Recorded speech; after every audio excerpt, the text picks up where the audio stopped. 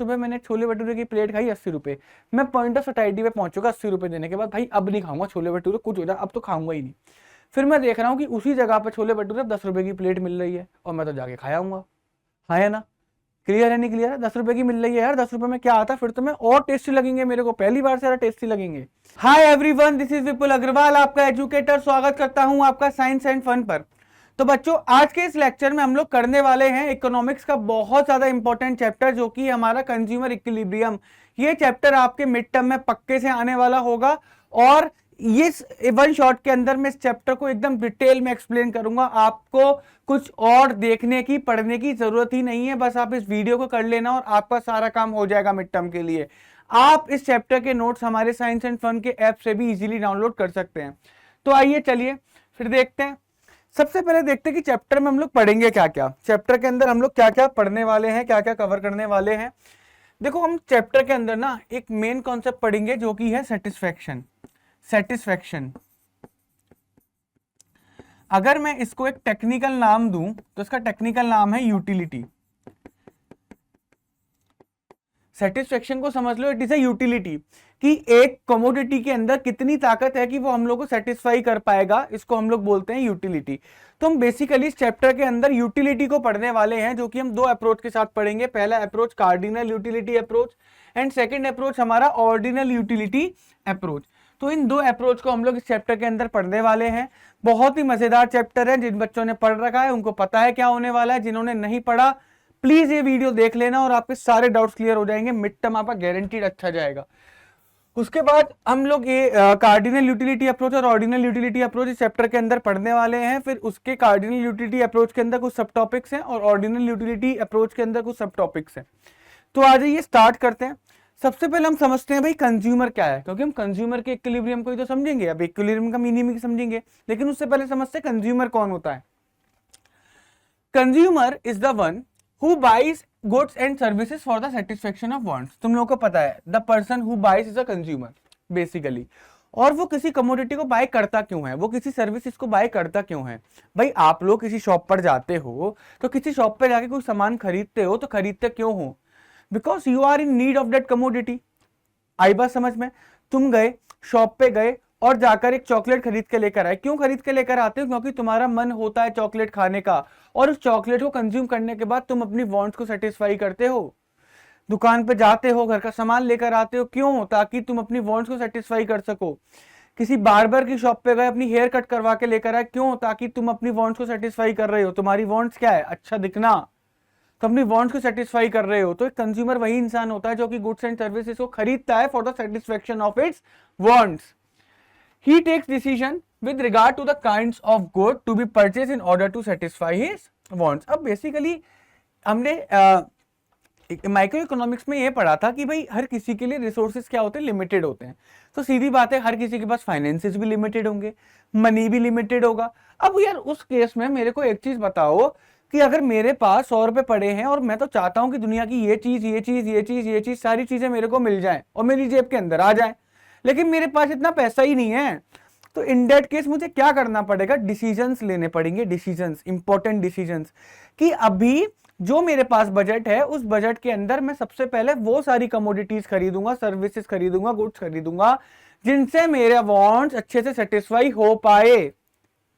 बात आई समझ में? अगर मान के चलो मेरे पास जेब में 100 रुपए पड़े हैं, 100 रुपए की डेयरी मिल्क सिल्क भी आती है और 100 रुपए की एक प्लेट रोटी चावल वगैरह का एक प्लेट भी आ जाती है। अब मेरे को भूख लग रही है, तो इस केस में मैं 100 रुपए कहां पर स्पेंड करूंगा? ऑफकोर्स ये बात है कि मैं रोटी खरीदूंगा, चावल खरीदूंगा, दाल खरीदूंगा, क्योंकि वो जो मेरे को सेटिस्फेक्शन देने वाली है वो ऑफकोर्स एक चॉकलेट से ज्यादा होगा। तो ऐसे ही ये कंज्यूमर डिसीजन लेता है, ठीक है, कि उसे क्या खरीदना चाहिए ताकि उसकी वांट जो है सेटिस्फाई हो जाए। और इसका मेन ऑब्जेक्टिव क्या होता है? मैक्सिमम सेटिस्फेक्शन, क्योंकि हर गुड्स एंड सर्विसेज का सेटिस्फेक्शन अलग अलग होता है। हो सकता है आज के टाइम पर, इस पर्टिकुलर पॉइंट ऑफ टाइम पर मुझे लग रहा है कि रोटी चावल दाल खाने से मेरे को ज्यादा सेटिस्फेक्शन मिलेगा, लेकिन अगर मैं रोटी चावल दाल खा लूंगा उसके बाद मेरे को लगेगा नहीं, अब रोटी दाल चावल खा के मेरे को सेटिस्फेक्शन नहीं मिलने वाला, अब तो मुझे डेयरी मिल्क सिल्क खा के ही सेटिस्फेक्शन मिलेगा। तो एक कंज्यूमर के लिए ये भी एक डिफिकल्ट होता है कि भाई इस टाइम पर मेरे लिए क्या इंपॉर्टेंट है, मुझे कौन सी चीज मैक्सिमम सेटिस्फेक्शन देने वाली है। तो कंज्यूमर इन चीज़ों के ऊपर डिसीजन लेता है कि उसके लिए क्या चीज़ इंपॉर्टेंट है अभी के लिए, क्या चीज़ इतनी इंपॉर्टेंट नहीं है अभी के लिए। तो जो चीज़ें ज़्यादा इंपॉर्टेंट है उसे पता है वही चीज़ें मेरे को मैक्सिमम सेटिस्फेक्शन देने वाली हैं, तो वो उन्हीं चीज़ों के ऊपर डिसीजन लेता है कि अभी के लिए उसके लिए क्या ज़रूरी है। तो बेसिकली हम लोगों को इसमें से ज़्यादा कुछ नहीं समझना, हम लोग को समझना है consumer is a person who buys goods and services for satisfaction of wants. अब दो अप्रोचेस आती है, कार्डिनल यूटिलिटी अप्रोच और ऑर्डिनल यूटिलिटी अप्रोच। अब भाई मेरे को एक बात बताओ, सपोज करो भाई मेरे को ना थिन क्रस्ट पिज्जा बड़ा अच्छा लगता है, थिन क्रस्ट पिज्जा मेरे को बहुत अच्छा लगता है, क्लियर है। मेरे को ऐसा लगता है कि जब भी मैं थिन क्रस्ट पिज्जा खाऊंगा तो मेरा जो सेटिस्फेक्शन है वो एकदम मैक्सिमम मिलेगा, मैं मैक्सिमम सेटिस्फाई हो जाऊंगा जब भी मैं थिन क्रस्ट पिज्जा खाऊंगा। तो बच्चों मेरे को एक बात बताओ, जब भी मैं थिन क्रस्ट पिज्जा को कंज्यूम करूंगा तो मेरे को कंज्यूम करने के बाद क्या मिलेगा? सेटिस्फेक्शन। क्या मिलने वाला है? सेटिस्फेक्शन। और क्योंकि मुझे थिन क्रस्ट पिज्जा खाने के बाद सेटिस्फेक्शन मिला, डेट मीन्स कि थिन क्रस्ट पिज्जा के अंदर एक यूटिलिटी मौजूद है, कि उसके अंदर एक ऐसी पावर है जो कि मेरी नीड को पूरा कर रही है, जो कि मुझे सेटिस्फाई कर रही है। तो थिन क्रस्ट पिज्जा के अंदर एक यूटिलिटी है, एक पावर है कि वो एक कंज्यूमर की वांट्स को सेटिस्फाई कर रहा है। बात आई? क्लियर है? समझ में नहीं है? अब भाई हम इस यूटिलिटी के ऊपर ही जब हम पढ़ेंगे तो वो दो अप्रोचेस के साथ पढ़ते हैं। पहला अप्रोच जो होता है हमारा वो होता है कार्डिनल, और दूसरा अप्रोच जो होता है हमारा ऑर्डिनल अप्रोच। सो कार्डिनल अप्रोच क्या कहता है? कार्डिनल अप्रोच कहता है कि हम सेटिस्फेक्शन को काउंट कर सकते हैं, यानी कि हम सेटिस्फेक्शन की क्वांटिटी को पता लगा सकते हैं। जो हमें सेटिस्फेक्शन मिलेगा, जो इस थिन क्रस्ट पिज्जा के अंदर जो यूटिलिटी है, वो यूटिलिटी जो हमें सेटिस्फेक्शन देगी वो काउंटेबल है, यानी कि उसको हम लोग क्वांटिफाई कर सकते हैं। अगर मैं ठीक वर्ड यूज करूं तो क्वांटिफाई कर सकते हैं। तो बेसिकली जैसे ही मैंने एक पिज्जा खाया तो मैं कर सकता हूं मुझे 10 सेटिस्फेक्शन मिला, 20 सेटिस्फेक्शन मिला, फिर मैं खाते चले जा रहा हूं 3 सेटिस्फेक्शन मिला, 4 सेटिस्फेक्शन मिला, तो मैं अपनी सेटिस्फेक्शन को एक नंबर दे सकता हूं। यही पॉइंट बोलता है cardinal utility approach. But ordinal बोलता है कि नहीं यार, ये तो चीज गलत है। भाई हम अपनी सेटिस्फेक्शन को कैलकुलेट कैसे कर सकते हैं? भाई सपोज करो आपको बहुत ज्यादा भूख लग रही है, आपने बोला यार सर खाने का मन है, एक काम करो बटर पनीर मसाला साथ में दाल मखनी और एकदम बटर नान हो जाए बढ़िया बढ़िया गरम गरम। तो मैंने आपको प्लेट सर्व करवा दी, उसके बाद आपने वो प्लेट खाई। खाने के बाद अगर मैं आपसे पूछूंगा ये लो बेटा पेपर और बताओ मेरे को कितना सेटिस्फेक्शन मिला, जरा पेपर पर लिख देना, आप नहीं लिख सकते, क्योंकि सेटिस्फेक्शन इन लोगों ने तो बोला कि काउंटेबल होता है, हम इसे काउंट कर देंगे। लेकिन ऑर्डिनल यूटिलिटी अप्रोच ये बोलता है नहीं, काउंटेबल नहीं होता, ये काउंटेबल हो ही नहीं सकता। How can you count your satisfaction? Satisfaction को काउंट नहीं कर सकते। तो इन्होंने कार्डिनल यूटिलिटी अप्रोच की जो थ्योरी थी उसको गलत बताया, इसके अगेंस्ट थे ये लोग। बात आई समझ में? तो ऑर्डिनल बोलता है देखो भाई हम लोग काउंट तो नहीं कर सकते, लेकिन हम लोग कंपेयर कर सकते हैं, हम लोग कंपेयर कर सकते हैं। फॉर एग्जाम्पल कि अच्छा भाई किसी को थिन क्रस्ट पिज्जा पसंद है, किसी को हमारे बर्गर पसंद है, और कोई एक देसी इंसान या छोले भटूरे पसंद है। तो भाई ये बोलता है कंपेयर कर सकते हैं। अब ये बोलेगा कि भाई नंबर दे दो सबको कितनी कितनी सेटिस्फेक्शन मिली, ये कहता है नंबर तो दे ही नहीं सकते, इलॉजिकल अप्रोच है। बट हम कंपेयर कर सकते हैं, हम ये जरूर बता सकते हैं, और ये लॉजिकल भी मेरे को लगता है कि अगर मैं ये तीन चीज खाऊंगा तो सबसे ज्यादा सेटिस्फेक्शन मुझे किससे मिला? सपोज करो सबसे ज्यादा सेटिस्फेक्शन मुझे थिन क्रस्ट से मिला, तो मैंने इसे रैंक 1 दे दी। उसके बाद सेटिस्फेक्शन छोले भटूरे से मिला तो मैंने उसको रैंक 2 दे दी, और सबसे लास्ट में सेटिस्फेक्शन मुझे बर्गर से मिला तो मैंने उसको रैंक 3 दे दी। तो बेसिकली मैं क्या कर रहा हूँ, थिन क्रस्ट बर्गर और पिज्जा को, थिन क्रस्ट पिज्जा को, बर्गर को, छोले भटूरे को आपस में कंपेयर कर रहा हूँ, उनको रैंकिंग दे रहा हूँ कि कौन सी कमोडिटी को कंज्यूम करने के बाद मेरे को सबसे ज्यादा सेटिस्फेक्शन मिला। तो दूसरी अप्रोच मेरे को लॉजिकल भी लगती है, ठीक है। पहली अप्रोच मेरे को लॉजिकल इस वजह से नहीं लगती, just because how can you quantify your satisfaction यार? मैं कैसे क्वांटिफाई कर सकता हूं मेरे को कितना सेटिस्फेक्शन मिला या फिर नहीं मिला? बात है ही समझ में, ठीक है। बट दोनों आपको पढ़ना बहुत जरूरी है, दोनों पढ़ना बहुत जरूरी है, दोनों इक्वली इंपॉर्टेंट है फॉर द एग्जाम पर्सपेक्टिव। आप ये मत कहना कि टीचर ने अगर कार्डिनल यूटिलिटी अप्रोच के ऊपर क्वेश्चन दे दिया तो फिर आप ये मत बोल देना कि ये तो इलॉजिकल बता दी थी ना बात में, हम क्यों उसका आंसर दें। नहीं, ऐसा बिल्कुल भी नहीं बोलना है। क्लियर है? आपको इक्वली दोनों को प्रिपेयर करना है। इसमें मजा बहुत आता है इसे पढ़ने में, ठीक है। इसे पढ़ने में मजा बहुत आएगा क्योंकि कैलकुलेशन जब आप समझोगे ना तो आपको पता लगेगा। आप हालांकि मानोगे नहीं कि नंबर कैसे दे सकते हैं, बट समझ इससे ज्यादा अच्छा आता है कार्डिनल यूटिलिटी अप्रोच से, क्योंकि नंबर से समझना आसान होता है, नंबर से ग्राफ बन जाता है, ग्राफ से समझना आसान होता है। तो कार्डिनल यूटिलिटी अप्रोच समझने के लिए बहुत मजा आने वाला है, ऑर्डिनल में भी बहुत मजा आने वाला है। क्लियर है? तो ऐसा नहीं है। तो आगे आओ, स्टार्ट करते हैं फिर हमारा। अब क्या होता है, देखो कार्डिनल यूटिलिटी अप्रोच क्या बोलता है, according to the cardinal utility approach it is necessary to determine quantum of satisfaction. मतलब we can quantify our satisfaction, कि हम सेटिस्फैक्शन को क्वांटिटी में लिख सकते हैं। तो क्वांटम का मतलब यहां पर हो गया क्वांटिटी, ठीक है, जब भी हम किसी पर्टिकुलर कमोडिटी को कंज्यूम करेंगे। अब इसके अंदर एक कॉन्सेप्ट पढ़ना पड़ेगा, द कॉन्सेप्ट ऑफ यूटिलिटी, ठीक है। कार्डिनल यूटिलिटी अप्रोच के अंदर कॉन्सेप्ट ऑफ यूटिलिटी है, उसे पढ़ना पड़ेगा, तभी हम समझ पाएंगे कंज्यूमर इक्विलिब्रियम क्या हो पाता है। अब ऑर्डिनल यूटिलिटी अप्रोच क्या बोलता है, according to this approach consumer rank कर सकता है various combination of goods and services को in order of his preference. Basically वही कि मेरे पास 3 ऑप्शन है, तो सबसे पहले मैं कौन सा ऑप्शन खाने वाला हूं, तो उधर मैं कंपैरिजन करूंगा, रैंकिंग देने वाला हूं कि कौन सा ऑप्शन सबसे बेस्ट है, फिर उसके बाद कौन सा बेस्ट है, फिर उसके बाद कौन सा बेस्ट है। बात आई समझ में? अपने प्रेफरेंस के अकॉर्डिंग रैंकिंग करेगा। क्लियर है? They were of the opinion, ये ओपिनियन में थे, it is impossible to measure the utility in absolute terms, यानी कि कहते थे इट इज इम्पॉसिबल कि हम कैसे अपनी सेटिस्फेक्शन को क्वांटिफाई कर सकते हैं, इट इज इम्पॉसिबल। बात आ गई समझ में? ओके, आगे देखते हैं। अब पढ़ना स्टार्ट करते हैं cardinal utility approach.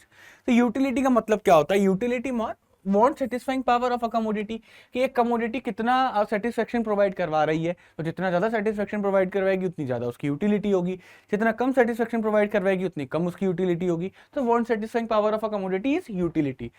Professor Hobson बोलते थे utility is a ability of a good to satisfy a want.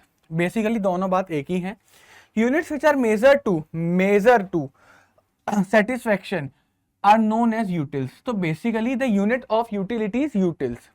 Clear है? अगर मैंने आपसे बोला कार्डिनल यूटिलिटी अप्रोच के अंदर कि जब मैंने थिन क्रस्ट पिज्जा खाया तो मेरे को 20 सेटिस्फेक्शन मिला, तो 20 क्या मिला? सेटिस्फेक्शन। तो इसको मैं बोल सकता हूं कि मेरे को 20 यूटिल्स मिले। मैंने फिर खाया तो मेरे को 15 यूटिल्स मिले। क्लियर है? तो utils basically is a unit of the utility, ठीक है। जब जिस यूनिट के अंदर सेटिस्फेक्शन को कैलकुलेट करोगे, जिस यूनिट के अंदर सेटिस्फेक्शन को मेजर करोगे, उस यूनिट को बोला जाता है यूटिल्स। क्या बोलते हैं बच्चों? यूटिल्स। आ जाओ, अब मेरे को एक बात बताओ, मैं आपको एग्जांपल देता हूं। मैंने बीच में सोचा यार, जब मेरे को थिन क्रस्ट पिज्जा इतना अच्छा लगता है, जब थिन क्रस्ट पिज्जा इतना अच्छा लगता है तो बाकी दुनिया में मैं सामान क्यों खाऊं? मुझे खाना ही क्यों चाहिए बाकी दुनिया में सामान? मुझे नहीं खाना चाहिए। बात आई समझ में? मुझे खाना ही नहीं चाहिए, क्योंकि मेरे को जब थिन क्रस्ट पिज्जा पसंद है तो मैं ब्रेकफास्ट में भी थिन क्रस्ट पिज्जा खाऊंगा, मैं लंच में भी थिन क्रस्ट पिज्जा खाऊंगा, मैं डिनर में भी थिन क्रस्ट पिज्जा खाऊंगा। तो मुझे क्यों ही मुझे बाकी गुड्स के ऊपर जाना चाहिए, है ना। लेकिन आप लोगों ने बच्चों कभी नोटिस करा है कि आपको जो चीजें बहुत ज्यादा पसंद होती हैं और आप उसे कंटिन्यूअसली खा रहे हो, यानी कि जब भी आप खाना खा रहे हो, सपोज करो आपको छोले भटूरे पसंद है, तो आप ब्रेकफास्ट में भी छोले भटूरे, लंच में भी छोले भटूरे, डिनर में भी छोले भटूरे, फिर अगले दिन फिर ब्रेकफास्ट में छोले भटूरे। तो आप क्या देख पा रहे होगे, जब आपने पहली बार छोले भटूरे खाए थे तो आपको सबसे ज्यादा सेटिस्फेक्शन मिला था, जब आपने दोबारा छोले भटूरे खाए आपको थोड़ा कम सेटिस्फेक्शन मिला। ऐसी करके जब जब आप छोले भटूरे कंटिन्यूअस बेसिस पे खाओगे ना, कंटिन्यूअस बेसिस पे, कि जब भी खा रहे हो छोले भटूरे ही खा रहे हो, तो आपको जो उससे आने वाला मजा है वो क्या हो जाएगा? कम होता चला जाएगा। पहले तो बोलोगे, पहली प्लेट खाते ही हा मजे आ गए, इससे बढ़िया तो जमाने में कोई चीज ही नहीं है, जिंदगी में कोई चीज ही नहीं है, इस दुनिया में सबसे प्यारी चीज छोले भटूरे। लेकिन जैसे जैसे आप उसे और कंज्यूम करोगे, कंज्यूम करते ही चले जाओगे, कुछ और बीच में खा ही नहीं रहे, छोले भटूरे खा रहे हो, एक टाइम पे आके बोलोगे ले जा भाई ले जा, दूर ले जा मेरे से, मुझे नहीं खाना। बात आई समझ में? क्लियर है नहीं क्लियर है? आ जाओ। तो ऐसे ही होता है, ठीक है। तो बेसिकली आओ यहां पर देखो, सपोज करो मैं छोले भटूरे का एग्जाम्पल ले लेता हूँ, कोई बात नहीं, ठीक है। आओ देखो, सपोज करो मैंने पहली प्लेट छोले भटूरे की खाई, मैंने फर्स्ट प्लेट खाई छोले भटूरे की, क्लियर है। पहली प्लेट जब मैंने छोले भटूरे की खाई, मेरे को मजा आ गया, है ना। मेरे को बच्चों कितनी यूटिल्स मिली, मेरे को 20 यूटिल्स मिले। कितनी यूटिल्स मिले मेरे को? 20 यूटिल्स मिले। क्लियर है नहीं क्लियर है? यानी कि पहली छोले भटूरे की प्लेट खा के मेरे को मिले बच्चों 20 यूटिल्स, 20 यूटिल्स। फिर मैंने एक और प्लेट खाई, यानी कि ये मेरी सेकेंड यूनिट है, ठीक है। तो सेकेंड यूनिट खाने के बाद मेरे को कितने यूटिल्स मिले? सपोज करो 16 यूटिल्स मिले। अब आप देख रहे हो नहीं देख रहे हो, यानी कि जैसे ही मैंने सेकेंड प्लेट खाई तो मेरे को तो मिलने वाला सेटिस्फेक्शन था वो कम होता चला गया। अब जैसे ही मैं थर्ड प्लेट खाऊंगा मेरे को और कम सेटिस्फेक्शन मिलेगा, 12 यूटिल्स मिला। मैं फोर्थ प्लेट जैसे ही खाऊंगा उससे जो मेरे को सेटिस्फेक्शन मिला वो और कम हो जाएगा। मैंने पांचवी प्लेट जैसे ही खाई, बस मेरे को अब 4 यूटिल्स ही मिला। मैंने सिक्स्थ प्लेट जैसे ही खाई बच्चों, मेरे को कोई सेटिस्फेक्शन मिला ही नहीं। मैंने बोला जितना मजा मेरे को 5वें तक आ रहा था उतना ही मजा मेरे को छठे पे भी आया। मेरे को कोई मजा नहीं आया बेसिकली, ठीक है। मतलब मुझे लगा ही नहीं मैंने कुछ ऐसा टेस्टी खाया, बस पेट भर गया, इससे ज्यादा मुझे कुछ भी फील नहीं हुआ, कोई मजा नहीं आया। और जैसे ही बच्चों मैंने 7th यूनिट यानी कि 7वीं प्लेट खाई बच्चों, मैंने क्या कर दी? वॉमिट कर दी। मेरी यूटिलिटी जो हो गई बच्चों नेगेटिव में चली गई, मैंने वॉमिट कर दिया। तो अब आप क्या देख पा रहे हो, ये हमारे साथ होता है, ये नेचुरल है, नेचुरल है। हम इस चीज को डेली लाइफ में खाने के साथ तो देखते ही हैं, लेकिन बाकी सारी चीजों के साथ भी देखते हैं। उन बच्चों के साथ बहुत ज्यादा होता होगा।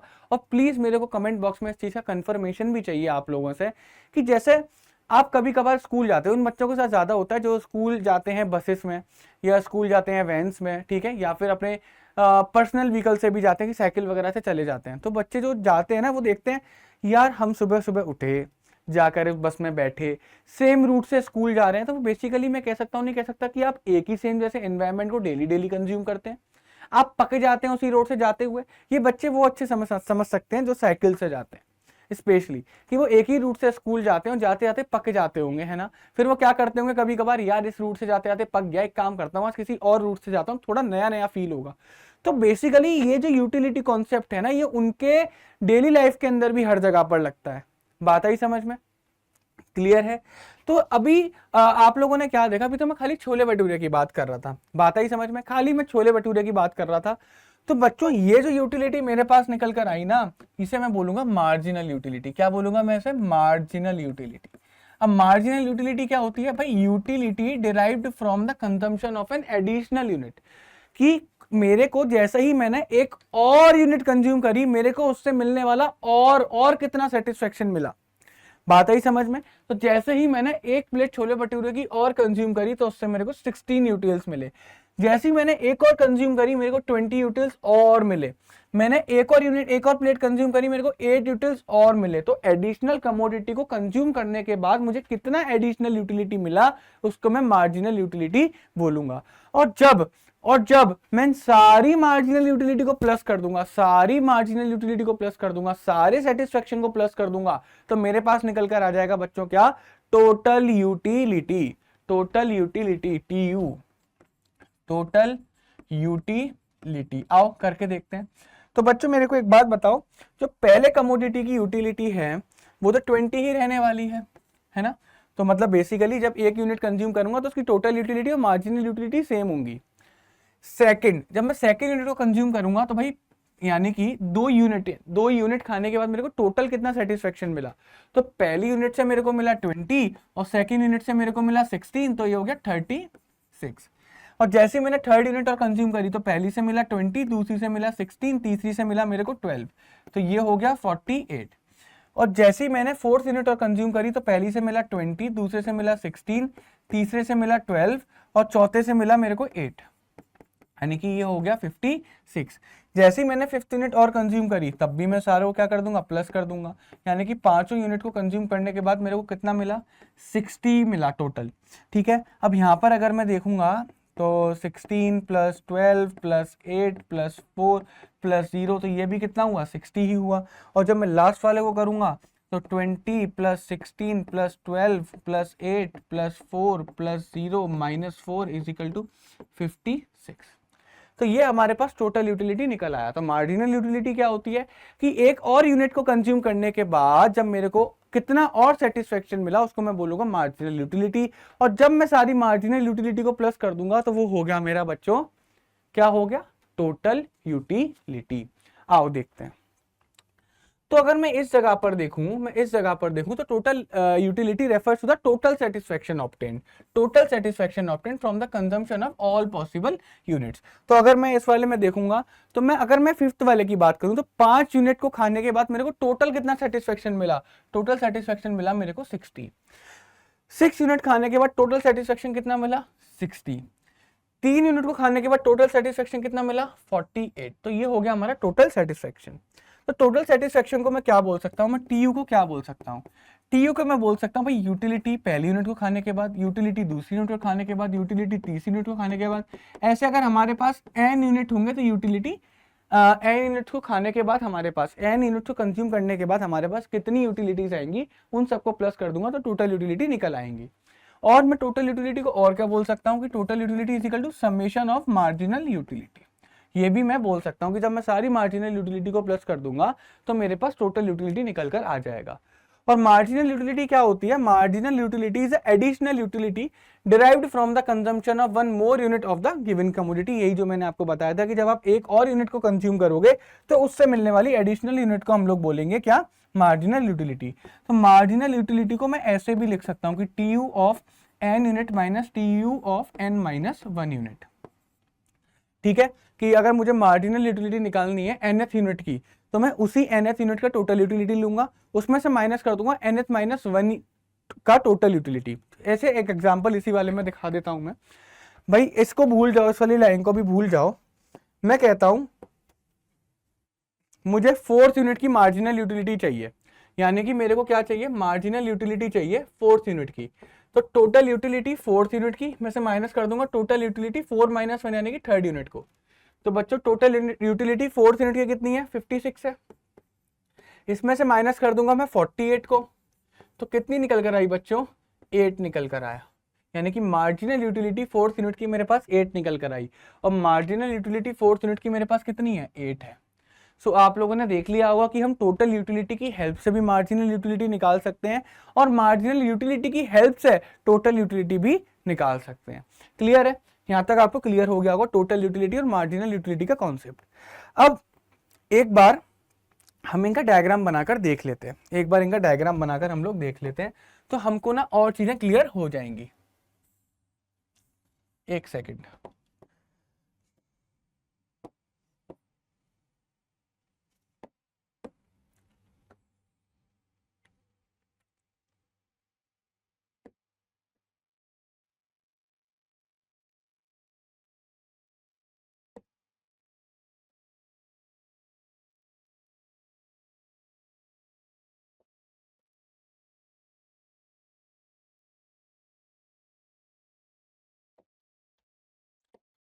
आ जाओ, ये हो गया हमारा एक्स एक्सिस, ये हो गया हमारा वाई एक्सिस और ये हो गया हमारा ओरिजिन। ये हो गया हमारा एक्स वाई एक्सिस, सॉरी उल्टा लिख दिया बच्चों, ये वाई एक्सिस ही है हमारा। ठीक है, ये हमारा हो गया एक्स एक्सिस, ये हो गया एक्स एक्सिस और ये हो गया वाई एक्सिस और ये हो गया हमारा ओरिजिन। क्लियर है, कोई प्रॉब्लम यहाँ तक। अब आप लोगों को ये चीज पता ही है कि हम लोग एक्स एक्सिस पे क्या लेते हैं और वाई एक्सिस पे क्या लेते हैं। भाई जल्दी बताओ क्या लेते हैं, नहीं पता, कोई बात नहीं। देखो हम लोग जो एक्स एक्सिस पर लेते हैं वो हमेशा यूनिट्स लेते हैं। क्या लेते हैं, यूनिट्स लेते हैं कि कितनी यूनिट्स को हम लोग कंज्यूम करने वाले हैं। थोड़ा सा ऐसे नीचे करके लिख देता हूँ, यहाँ पे लिख देता हूँ, आ जाएगा समझ में। ठीक है, और जो ऊपर वाले ग्राफ को मैं यहाँ पर टोटल यूटिलिटी मान लेता हूँ, टोटल यूटिलिटी, और नीचे वाले ग्राफ को मैं मार्जिनल यूटिलिटी मान लेता हूँ, मार्जिनल यूटिलिटी। क्लियर है, आ जाओ।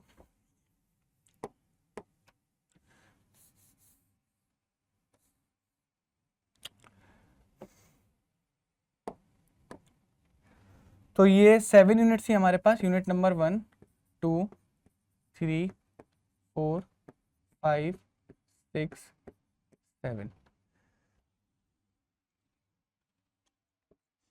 1 2 3 4 5 6 7, ठीक है। 10 20 30 40 50 60,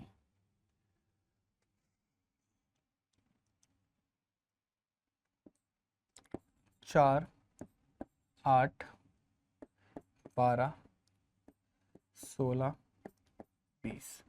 अब आ जाओ,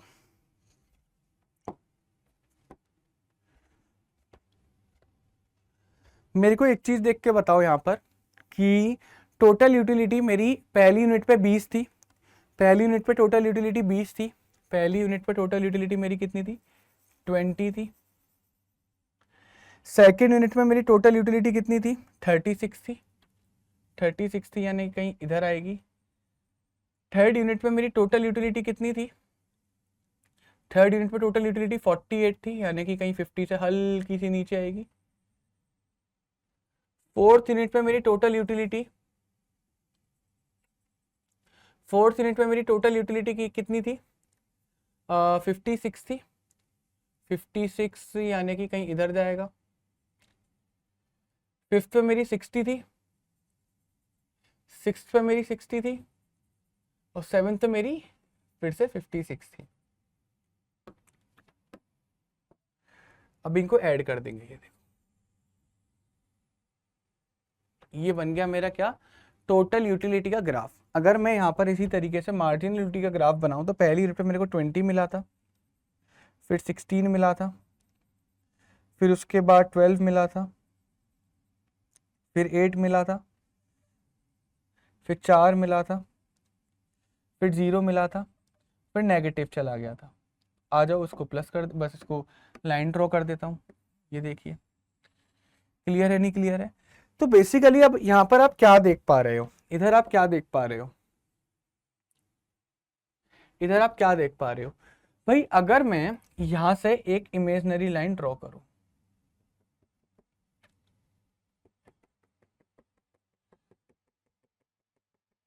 एक इमेजिनरी लाइन ड्रॉप करूं तो मेरे आगे 3 फेजेस निकल कर आ रहे हैं, यानी कि मेरा जो फेज नंबर 1 है, फेज नंबर 1 ये है, फिर ये जो लाइन है ये मेरा फेज नंबर 2 है, लाइन जो है मेरा फेज नंबर 2 है, फिर आगे ये मेरा बाकी का फेज नंबर 3 है, लाइन के बाद वाला हिस्सा फेज नंबर 3 है। तो मैं कह सकता हूं कि ये ना 3 फेजेस के अंदर डिवाइड हो गया। अब यही मेरे को ना इन दोनों के बीच में रिलेशन बताने वाले हैं, यही दोनों मेरे को रिलेशन बताने वाले हैं। पहला रिलेशन क्या निकल कर आ रहा है कि जब जब मेरा टीयू क्या था पॉजिटिव था, टीयू क्या था पॉजिटिव था, तो मेरा सॉरी एमयू क्या था पॉजिटिव था, जब मेरा एमयू पॉजिटिव था तो टीयू क्या कर रहा था इंक्रीज कर रहा था। पहला तो यही निकल कर आ रहा है नहीं आ रहा भाई। आप देख रहे हो टोटल यूटिलिटी मेरा पॉजिटिव है या नहीं है, total utility sorry marginal utility मेरा पॉजिटिव है। तो जैसे जैसे मेरी मार्जिनल यूटिलिटी पॉजिटिव है यानी कि एक्स एक्सिस से ऊपर है, मेरा जो टोटल यूटिलिटी है वो इंक्रीज कर रहा है, इंक्रीज कर रहा है, इस पॉइंट तक इंक्रीज कर रहा है। क्लियर है। सेकंड जो मेरे पास निकल कर आया वो क्या, जैसे ही मेरा जो एमयू था वो 0 हुआ, जैसे ही मेरा एमयू क्या हुआ 0 हुआ, तो मेरा टोटल यूटिलिटी क्या हो गया मैक्सिमम हो गया।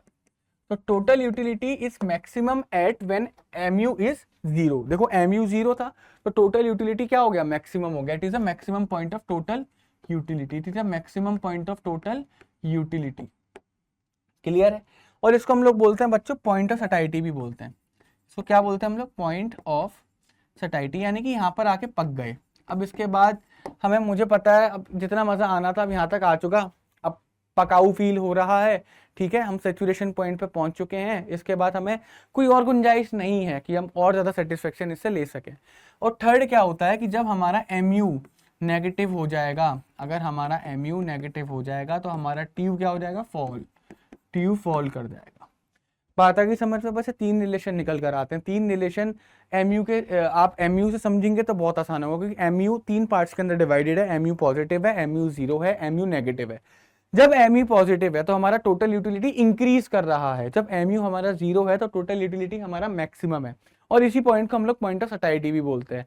और उसके बाद अगर जैसे ही हमारा एमयू जो था नेगेटिव चला गया, हमारा टीयू भी फॉल कर जाएगा। तो अगर आप पे पेपर में क्वेश्चन आता है कि what is the point of satisfaction, the point of satisfaction is a point where the MU is 0, जहां पर हमारा MU 0 हो जाएगा, and it is a point where no more satisfaction can be achieved. ठीक है, उसके बाद हमें कोई और सेटिस्फैक्शन नहीं मिलेगा। It is saturation point for a consumer. बात आ गई समझ में? तो आप अगर एज अ कंज्यूमर कहां तक आप क्या बोलते हैं सेटिस्फाई खुद को कर सकते हो, मैक्सिमम सेटिस्फैक्शन आपको किस पॉइंट तक मिल सकता है? उसी पॉइंट तक मिल सकता है जब तक आपका MU 0 नहीं हो जाता। तो आप कितनी यूनिट्स को कंज्यूम करोगे? मैं कहूंगा आप 6 यूनिट्स को कंज्यूम करोगे, क्योंकि 6 यूनिट्स को कंज्यूम करने तक आपको कोई प्रॉब्लम नहीं है।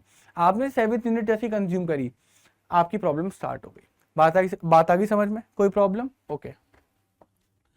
सो ये रिलेशन है, एक बार इन्हें देख लेते हैं। बहुत ही टेक्निकल उसमें लिखे हुए हैं, कोई बात नहीं, हमने इजी में भी लिखवा दिए हैं, वो भी लिख कर आ जाओगे तो ठीक है।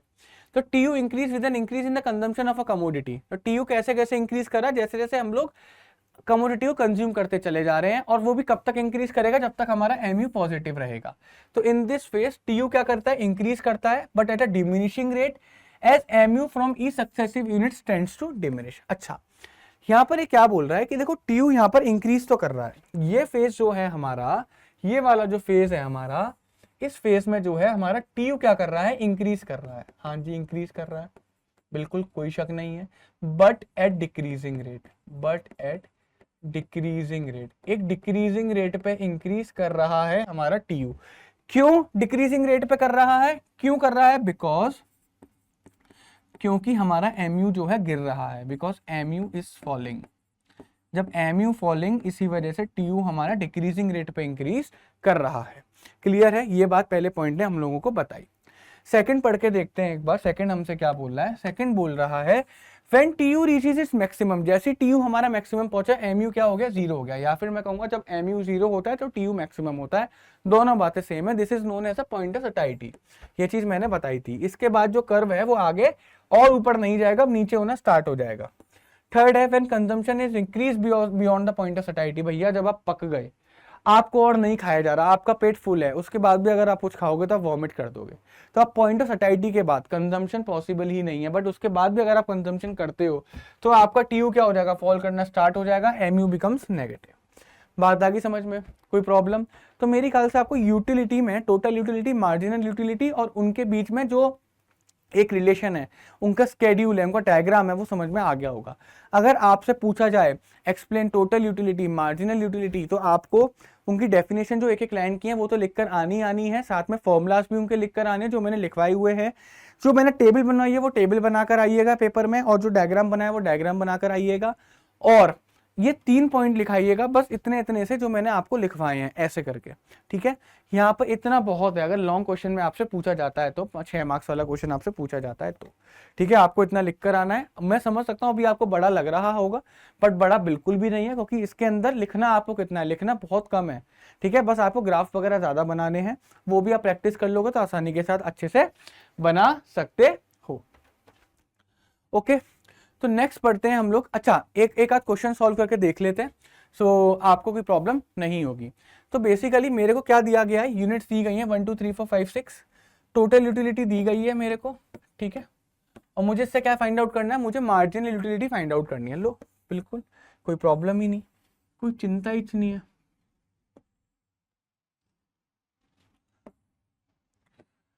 तो ये मेरे पास यूनिट्स गिवन है, ये मेरे पास टोटल यूटिलिटी गिवन है, मुझे क्या निकालनी है? Marginal utility. फॉर्मूला तो पता है ना, marginal utility of nth unit is equal to total utility of nth unit, total utility of nth minus 1 unit.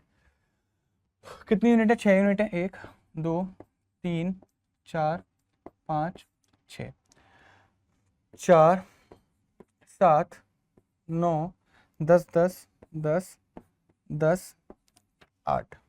Clear है? तो पहले की जो मार्जिनल यूटिलिटी निकलेगी वो तो 4 ही निकलेगी। क्लियर है? क्योंकि पहले की टोटल यूटिलिटी और मार्जिनल यूटिलिटी दोनों बराबर होती हैं। सेकंड वाले कितनी निकलेगी? 7 माइनस 4 यानी कि 3। फोर्थ की निकलेगी 9 माइनस 7, 9 माइनस 7 यानी कि 2। थर्ड वाले की निकलेगी 10 minus 9, 10 minus 9 is equal to 1। फिर फिफ्थ वाले की निकलेगी 10 minus 10, 10 minus 10 is equal to 0। फिर निकलेगी 8 माइनस 10, और 8 माइनस 10 यानी कि बच्चों वॉमिट हो गई, उल्टी कर दी, -2। कोई प्रॉब्लम? ऐसे हमारा जो था मार्जिनल यूटिलिटी निकल कर आ गया, कोई प्रॉब्लम नहीं है, बहुत आसान है, बहुत ज़्यादा आसान है। ये वाला बच्चों इसका स्क्रीनशॉट ले लेना और खुद से करके एक बार देखना, बहुत आसान है बेटा। मार्जिनल यूटिलिटी की बिना टोटल यूटिलिटी निकालते हैं, मैंने बताया था ना टोटल यूटिलिटी के लिए क्या करते हैं, सारी मार्जिनल यूटिलिटीज को प्लस कर देते हैं, ऐड कर देते हैं, तो आपको क्या निकल कर आ जाएगा, टोटल यूटिलिटी निकल कर आ जाएगा। Law of diminishing marginal utility, law of DMU क्या होता है?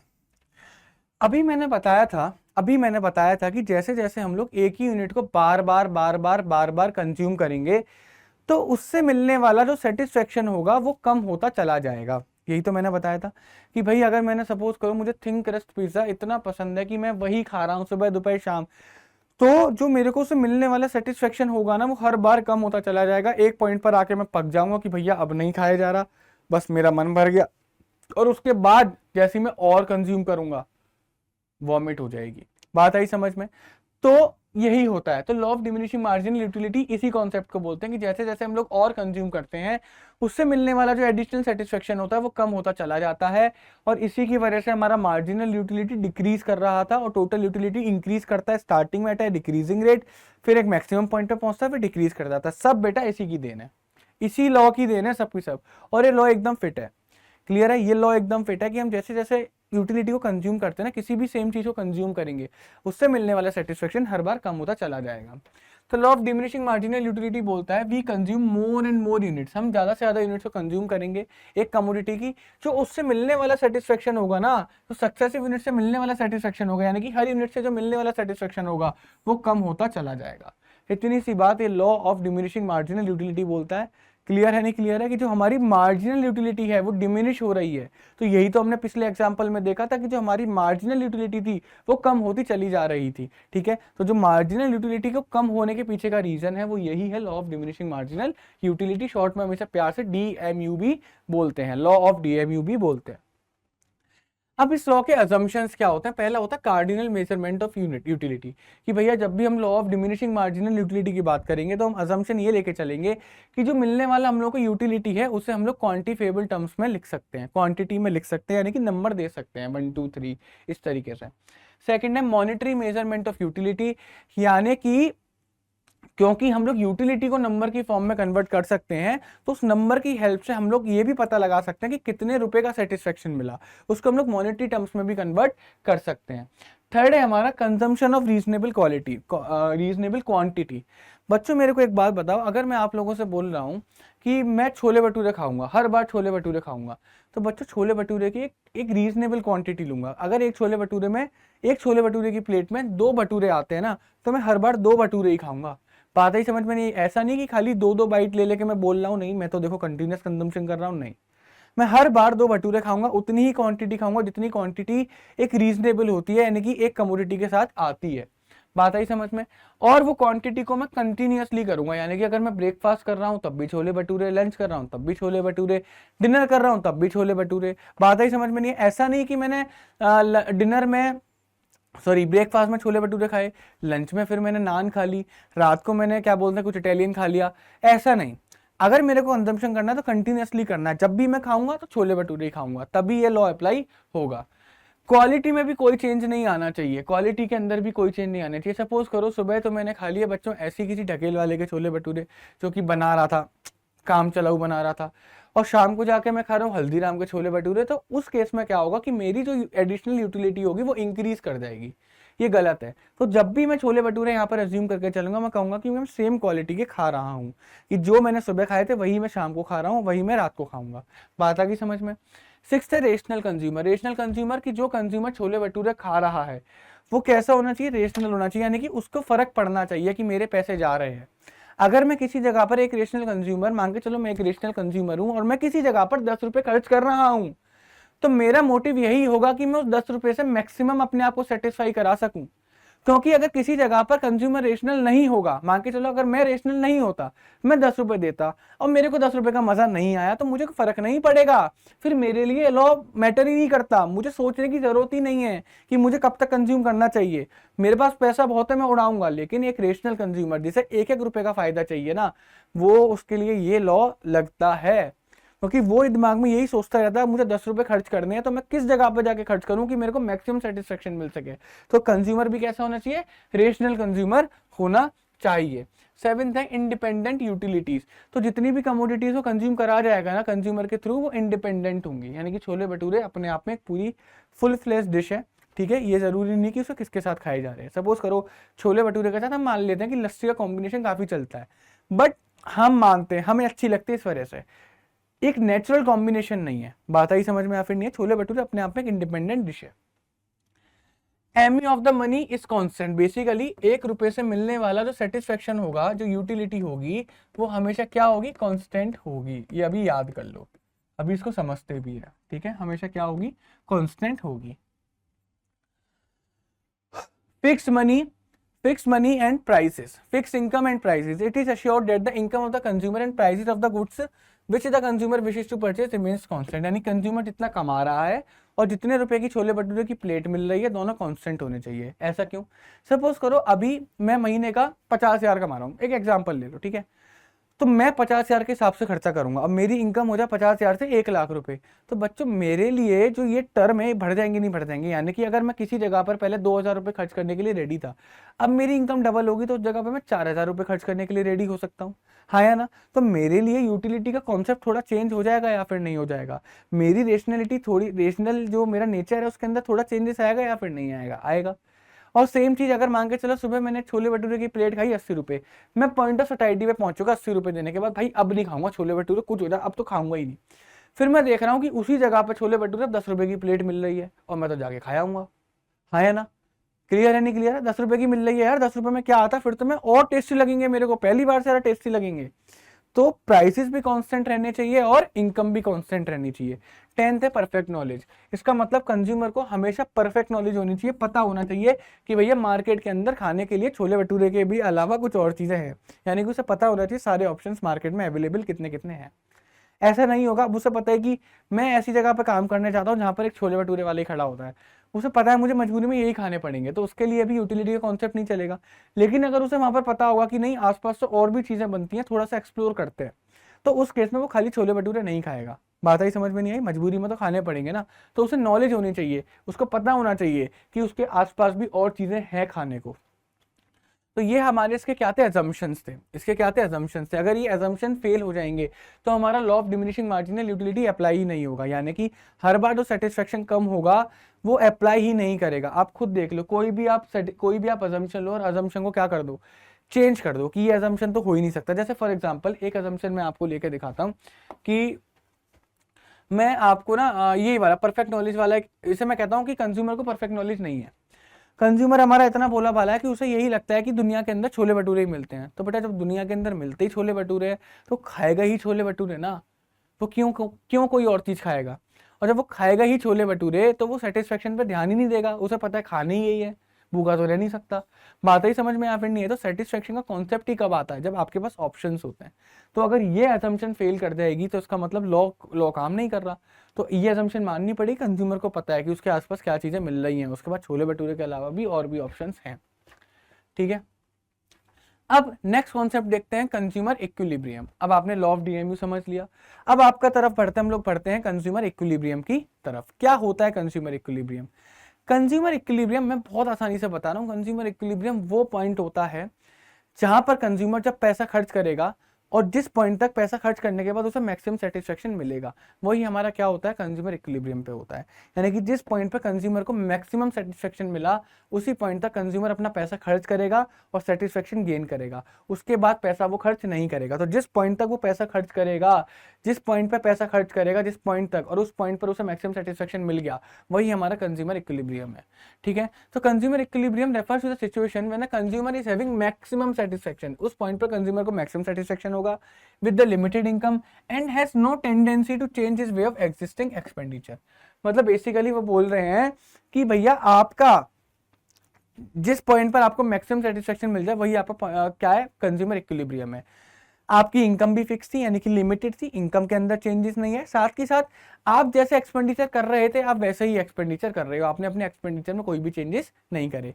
अगर आप ब्रेकफास्ट लंच डिनर करते हो, 3 बार पैसा खर्च करते हो, तो अब भी आप 3 बार ही पैसा खर्च कर रहे हो, ऐसा नहीं कुछ आपने चेंजेस करा हो। बात आई समझ में? अब कंज्यूमर इक्विलिब्रियम को भी ना हम लोग दो तरीके से समझेंगे, यानी कि दो कॉन्सेप्ट के साथ ही। पहला कॉन्सेप्ट क्या था, कार्डिनल यूटिलिटी अप्रोच, दूसरा था ऑर्डिनल यूटिलिटी अप्रोच। दोनों अप्रोच में कंज्यूमर इक्विलिब्रियम हम लोग पढ़ेंगे।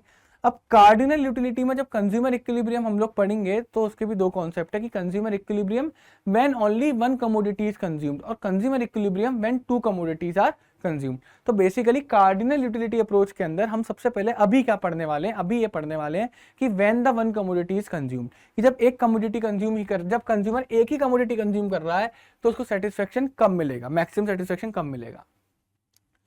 तो equilibrium in case of single commodity, equilibrium in case of single commodity, इसको समझने से पहले इसको समझने से पहले मैं आपको कुछ टर्म्स के बारे में बताना चाहता हूं। कुछ आपको टर्म्स बता देना चाहता हूं और फिर आपको आराम से समझाऊंगा। सबसे पहला टर्म्स है बच्चों, ये चीज तो आपको पता ही है ना, इसे क्या बोलते हैं, इसे बोलते हैं marginal utility of x. Marginal utility of commodity x, किसी भी कमोडिटी की मार्जिनल यूटिलिटी, ठीक है। ये इसका मतलब पता है, MUM का मतलब पता है, मार्जिनल यूटिलिटी ऑफ मनी। इसका मतलब होता है marginal utility of ₹1, marginal utility of ₹1। Clear है? अब मैं आपसे पूछता हूं marginal utility of x commodity but in terms of rupees, in terms of rupees कितनी होगी? तो उसका फॉर्मूला होता है सिंपल सा कि marginal utility of X divided by marginal utility of M. तो यानी कि इससे इसको मतलब इसको इससे डिवाइड कर देंगे। तो बेसिकली ये, तो इसका एक एग्जांपल मैं दे देता हूँ, कोई बात नहीं बच्चों, इसका एक एग्जांपल मैं दे देता हूँ। मेरे को एक बात बताओ, मैं छोले भटूरे कंज्यूम करने गया, कंज्यूम छोले भटूरे, और छोले भटूरे कंज्यूम करने गया, मैं मान के चल रहा हूँ कि भाई मैं 1 रुपया जब खर्च करूंगा तो उसके बदले मेरे को 1 यूटिल चाहिए, मुझे 1 यूटिल का मजा आना चाहिए हर 1 रुपये खर्च करने के बाद। तो मैं जब छोले भटूरे कंज्यूम करने गया तो मैंने जैसी 1 प्लेट खाई तो उससे मिलने वाला जो मेरे को सेटिस्फेक्शन था वो था 16 यूटिल, सपोज करो 16 यूटिल्स था, हाँ या ना? क्लियर है? तो बच्चों जब मैंने कंज्यूम करा एक प्लेट को तो मेरे को 16 सेटिस्फेक्शन मिला, क्लियर है? और 1 रुपए में 1 सेटिस्फेक्शन मिल रहा है। तो मैं अब मेरे को जल्दी बताओ कि मेरे को कितने रुपए का सेटिस्फेक्शन मिला। भाई अब मैं आपसे पूछ रहा हूँ, भाई मेरे को बताओ मेरे को कितने रुपए का सेटिस्फेक्शन मिला, कितने रुपए का? मैं कहता हूँ भैया 16 सेटिस्फेक्शन मिला, और हर रुपए पे 1 सेटिस्फेक्शन मिलेगा तो 1 से डिवाइड कर दूंगा, तो मेरे को 16 रुपीज का मजा आया। मेरे को कितना मजा आया? 16 रुपए का मजा आया। अब उसके प्राइस कुछ भी सही, वो अलग चीज है। मजा कितने का आया बच्चों? 16 रुपए का मजा आया, 16 रुपए का मजा आया। तो यही मैं आपसे क्या बोल रहा हूं, अभी ये मेरे को बताएगा कितना मजा आया but in terms of utils, clear है? ये मेरे को बताएगा 1 रुपए खर्च करने में कितना मजा आना चाहिए, और ये मेरे को बताएगा कितने रुपए का मजा आया, यानी कि satisfaction in terms of rupees, utility in terms of rupees. बात आ गई समझ में? ये 3 चीजें आपके आई होप समझ में आ गई होंगी। अब ये तीनों चीजें ना आपको कंज्यूमर इक्विलिब्रियम समझने के लिए बहुत काम की हैं। तो कंज्यूमर इक्विलिब्रियम बेसिकली छोटी सी चीज है जो बोलता है क्या कि कंज्यूमर इक्विलिब्रियम किस जगह पर होगा? जहां पर हमारा MUX in terms of rupees बराबर हो जाएगा किसके? Price of the commodity x, price of the commodity x. Clear है? बस इतना सा ही कॉन्सेप्ट है। अभी देखो समझते हैं। और बच्चों हमारा MUX in terms of rupees कैसे निकला था? अभी पढ़कर आ रहे हैं, marginal utility of X divided by marginal utility of ₹1। ठीक है, ये हमारा क्या होता है? ये हमारा कांस्टेंट होता है, हमेशा क्या रहेगा? कांस्टेंट होगा। यानी कि 1 रुपए में 1 यूटिल्स मिलेगी, अगर हम ऐसा अज्यूम कर रहे हैं तो हमेशा 1 रुपए खर्च करने पर 1 ही यूटिल मिलने वाली है। ठीक है, क्लियर है नहीं क्लियर है, कोई प्रॉब्लम? तो बेसिकली जब हमारा ये बराबर हो जाए हमारे प्राइस के, तो यानी कि हम इक्विलिब्रियम पे पहुंच गए। अब इसको ना एक टेबल के थ्रू समझते हैं और आपको बिल्कुल बिल्कुल समझ में आ जाएगा कि क्या मतलब है। अभी हो सकता है ना आ रहा हो, जिन्होंने रिवाइज कर रहे हैं उनको समझ में आ रहा होगा, लेकिन जिन्होंने पहली बार पढ़ रहे हैं हो सकता है उनको समझ में ना आ रहा हो। आइए देखते हैं एक बार। Consumer equilibrium in case of single commodity. देखो समझने की कोशिश करना है इधर, बहुत आसान, बहुत ज्यादा आसान। हमारे पास MUX गिवन है, हमारे पास PX गिवन है, और हमारे पास MUX in terms of rupees given है। क्लियर है, क्लियर है नहीं क्लियर है? हम यहाँ पर ये अजम्पशन लेके चल रहे हैं कि जो मेरा MUM है, यानी कि 1 रुपए में मिलने वाला सेटिस्फेक्शन है, वो 1 यूटिल है। ये ऐसा मैं अज्यूम करके चल रहा हूँ। बात आ गई समझ में? आपको पता है प्राइस कांस्टेंट रहेगा, वो कांस्टेंट रहेगा, ये हम कैलकुलेट करते हैं। इसको कैलकुलेट करने का बच्चा फॉर्मूला क्या होता है? MUX divided by MUM। ठीक है, अब मेरे को एक बात बताओ, मैं गया, मैंने जैसी पहली छोले भटूरे की प्लेट खाई, उससे मेरे को मिला 20 सेटिस्फेक्शन, 20 यूटिल्स मिले, 20 का मजा आया। क्लियर है नहीं क्लियर? तो मैं MUX को डिवाइड कर दूंगा, यानी कि मैं 20 को डिवाइड कर दूंगा किससे? मेरे MUM से, यानी कि 1 से डिवाइड कर दूंगा। जब मैंने 20 को, यानी कि मेरे को जब 20 मजा आया, 20 यूटिल्स मेरे को मिले, और हर यूटिल का 1 रुपया बनता है, तो मेरे को कितने रुपए के मजे आए? भाई मेरे को मजे आए 20 रुपए के, हाँ या ना? तो यानी कि पहली प्लेट खा के मेरे को कितने मजे आए? 20 रुपए के मजे आए। और बच्चों मैंने पैसे कितने दिए? मात्र 8 रुपए। 8 रुपए देके 20 रुपए के मजे आए मेरे। क्या बच्चों? 8 रुपए देकर 20 रुपए के मजे आए, 20 रुपए के। सोच रहे हो क्या मुझे और कंज्यूम करना चाहिए? भाई अभी तो 8 रुपए देकर बच्चों 20 रुपए के मजे आ रहे हैं, मैं क्यों और कंज्यूम क्यों नहीं करूंगा? बिल्कुल और कंज्यूम करूंगा। आ जाओ आगे। अब नेक्स्ट केस में 16 मजा आया, एक और प्लेट खाई मैंने, अभी तो मजे आ रहे हैं ना, एक और प्लेट खाई। अब मेरे को उस प्लेट को खाने के बाद 16 रुपए के मजे आए। यार 16 के मजे आ रहे हैं और मैं रुपए कितने दे रहा हूं? 8। अभी भी और खाऊंगा और खाऊंगा। बच्चों मेरे को 12 यूनिट, मैंने 12 यूटिल्स मिला तीसरी प्लेट खाने के बाद, मेरे को 12 रुपए के मजे आए, 12 रुपए के मजे आए मेरे को। अभी भी मजे आ रहे हैं बच्चों, जितना दे रहा हूं उससे ज्यादा मेरे को मिल रहा है बच्चों, अभी भी मजे आ रहे हैं, मैं और खाऊंगा। मैंने जैसी ही 4th प्लेट खाई, मेरे को 1 यूटिल्स यानी कि 8 रुपए के मजे आए बच्चों, 8 रुपए के मजे आए मेरे को। यानी कि अब मैं जितना रुपया दे रहा हूं, अब मैं जितना रुपया दे रहा हूं, मेरे को उतना ही मजा आ रहा है। तो यानी कि यहां तक तो मैं कंज्यूम करूंगा या फिर नहीं करूंगा? हाँ, मैं यहाँ पे कंज्यूम करूंगा। अब मैं चेक करूंगा क्या मुझे और खाना चाहिए। चलो चेक कर लेते हैं। नेक्स्ट यूनिट को देखने के बाद मेरे को 4 यूटिल्स ही मिले, तो मेरे को 4 रुपए का मजा आया। यार अब मजा बिगड़ गया, अब 8 रुपए दे रहा हूँ, 4 रुपए का ही मजा मिल रहा है। 8 रुपए देने के बाद 4 रुपए का ही मजा मिल रहा है, क्या कंज्यूम करना चाहिए? नहीं करना चाहिए, बिल्कुल भी नहीं करना चाहिए। अब आपके पैसे बर्बाद हो रहे हैं। यहां तक आपके पैसे बर्बाद नहीं थे, जितने दे रहे थे यहां तक उतना मजा आ रहा था, बट उसके बाद आप जितने पैसे दोगे उसका कम मजा आएगा, तो आपके पैसे बर्बाद हो रहे हैं। You should not consume any more. ठीक है, अब इस केस में मैं देखूंगा तो 0 divided by 1 is equal to कितना? इसमें तो बच्चों मजा ही नहीं आया, लेकिन 8 रुपए तो पूरे ही जा रहे हैं ना। और बेटा आखिरी वाले केस में अगर मैं देखूं तो -4/1 इज इक्वल टू, यहाँ तो बच्चों ऐसा लग रहा है कि पैसे उल्टे, जितने 8 रुपए दिए, मतलब ऐसा मुझे लग रहा है कि मेरे को 12 रुपए का नुकसान हो रहा है, ऐसा मेरे को प्रतीत हो रहा है। बात आई समझ में या फिर नहीं आई? तो अब मुझे इस केस के बाद देखने को क्या मिला कि मेरे को आप ही लोग बताओ कि मुझे कहाँ तक कंज्यूम करना चाहिए। बच्चों मेरे को इस पॉइंट तक कंज्यूम करना चाहिए, क्योंकि इस पॉइंट तक कंज्यूम क्यों करना चाहिए? यही मेरा बन जाएगा क्या? Consumer equilibrium. क्या बन जाएगा? Consumer equilibrium. क्यों बन रहा है बच्चों यही कंज्यूमर इक्विलिब्रियम? रीजन बताओ, रीजन। रीजन यही है कि इस पॉइंट तक आपने जितना पैसा दिया आपको उतना मजा मिला। क्लियर है? तो आप कितना कंज्यूम करोगे? आप पहली प्लेट कंज्यूम करोगे, दूसरी कंज्यूम करोगे, तीसरी कंज्यूम करोगे, 4th भी कंज्यूम करोगे और रुक जाओगे। और आपको 4थी प्लेट तक जब तक आप कंज्यूम करोगे उतना ही आपको मैक्सिमम सेटिस्फेक्शन मिलने वाला है। उसके बाद आपका सेटिस्फेक्शन नेगेटिव में चले जाएगा। बात आ गई समझ में? कोई प्रॉब्लम, कोई दिक्कत? बिल्कुल भी नहीं। अच्छा, तो ये तो हो गया हमारा कंज्यूमर इक्विलिब्रियम। क्लियर है? ये पॉइंट हमारा कंज्यूमर इक्विलिब्रियम होगा। अब यहाँ पे आप क्या चेक कर पा रहे हो कि जो हमारा क्या बोलते हैं MUX in terms of rupees है, यानी कि ये जो 8 रुपए का मजा आया वो 8 रुपए हमने जो दिए थे उसके बराबर है या नहीं है, यानी कि यहाँ पर क्या कंडीशन बनी कि MUX जो था हमारा इन टर्म्स ऑफ रुपीज वो बराबर हो गया नहीं हो गया PX के।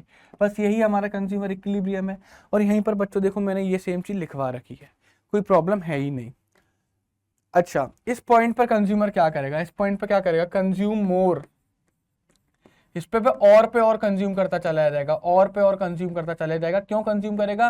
क्योंकि जो हमारा MUX in terms of rupees है वो अभी भी ज्यादा है किससे, प्राइस से।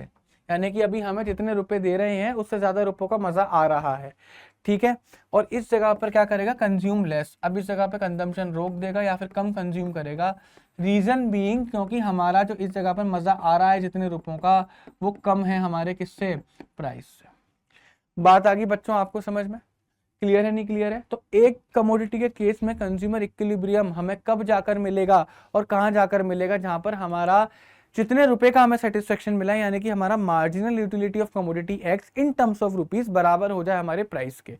ये मैंने आप लोगों के सामने एक टेबल बनाकर और रख दिया है। आई होप आप लोगों को क्लियर हो गया होगा, कोई प्रॉब्लम इसके अंदर नहीं होगी बच्चों, क्लियर है? आइए तो चलिए फिर हम बढ़ते हैं अपने नेक्स्ट टॉपिक के ऊपर, जो कि हमारा consumer equilibrium in cases of to commodities. One commodity का पढ़ चुके हैं, अब हम पढ़ेंगे टू कमोडिटीज का। तो टू कमोडिटीज के लिए बच्चों दो ही कंडीशन नेसेसरी हैं, दो ही कंडीशन नेसेसरी हैं। लेकिन एक बार आप देख लो कि इसको क्या और बोला जाता है, इसे बोला जाता है law of equi marginal utility, या लॉ ऑफ सब्स्टिट्यूशन भी इसे बोला जाता है, लॉ ऑफ मैक्सिमम सेटिस्फेक्शन भी इसे बोला जाता है, गॉसन सेकंड लॉ भी इसे बोला जाता है। आइए स्टार्ट करते हैं, देखते हैं।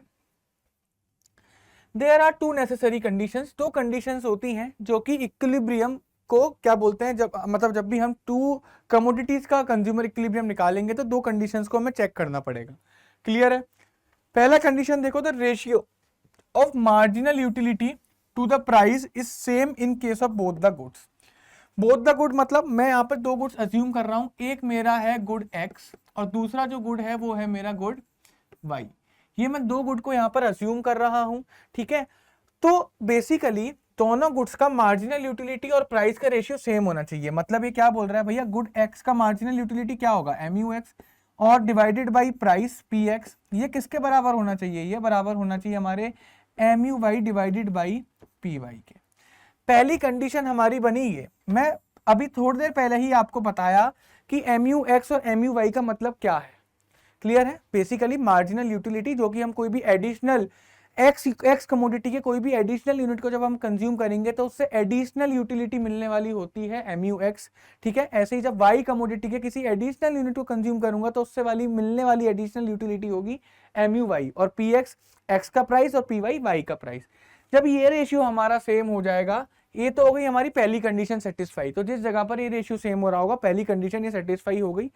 सेकंड कंडीशन बहुत ही आसान है कि भैया मेरी जो मार्जिनल यूटिलिटी है, यानी कि जो MUX और MUY है, ये क्या करने चाहिए, फॉल करने चाहिए। तो जैसे जैसे हमारा कंजप्शन बढ़ रहा होगा मेरी दोनों की दोनों मार्जिनल यूटिलिटी फॉल करनी चाहिए, यानी कि कम होनी चाहिए। ऐसा क्यों होता है अभी देखेंगे। तो दो कंडीशन याद कर लो, पहला क्या, MUX अपॉन PX बराबर होना चाहिए MUY अपॉन PY के, पहली कंडीशन ये। सेकंड कंडीशन, दोनों की जो मार्जिनल यूटिलिटीज हैं वो डिक्रीज करनी चाहिए। ऐसा ना हो कि एक की कांस्टेंट है एक की डिक्रीज कर रही है, ये भी गलत। ना किसी की बढ़नी चाहिए ना कांस्टेंट रहनी चाहिए, दोनों की कम होनी चाहिए, दोनों की कम होनी चाहिए। तो ये दो कंडीशन, दोनों कंडीशन एक साथ लगेंगी। ऐसा नहीं कि एक कंडीशन लग गई दूसरी नहीं लग रही तब भी चल जाएगा, नहीं। पहली कंडीशन ये लगनी चाहिए, साथ के साथ ये भी साथ में होना चाहिए, तभी हमारा जो टू कमोडिटी के केस में कंज्यूमर इक्विलिब्रियम निकल कर आएगा। आइए देखते हैं, अब इसे थोड़ी देर बाद देखेंगे, अभी देखते हैं 5 मिनट में। एक बार इस वाले डायग्राम को तुम लोग ढंग से देखो भाई। Consumer equilibrium in case of to commodities हम लोगों को फाइंड आउट करना है। ये हमारे पास है गिवन MUX, इसे मैं बोल देता हूं MUX, और ये जो मेरे पास गिवन है वो है हमारा MUY। क्या क्या गिवन है, total money income of the consumer, consumer के पास कितना रुपया है, 5 रुपए है। PX यानी कि जो इसकी वैल्यू है, जो हमारे X गुड्स का जो प्राइस है वो कितना है, 1 रुपए है, और इसका भी प्राइस कितना है, 1 रुपए ही है। बात आ गई समझ में? अब मेरे को इसमें क्या निकालना है, कंज्यूमर इक्विलिब्रियम निकालना है, कंज्यूमर इक्विलिब्रियम निकालना है। यार मेरे को एक बात बताओ, फॉर्मूला पहली कंडीशन क्या थी, पहली कंडीशन क्या थी, MUX upon PX divided by M U Y upon P Y. बात आ गई समझ में? क्लियर है नहीं क्लियर है? अब इस कंडीशन में हमारे पास क्या गिवन है? हमारे पास बस ये पी एक्स की वैल्यू गिवन है 1 और पी वाई की वैल्यू गिवन है 1।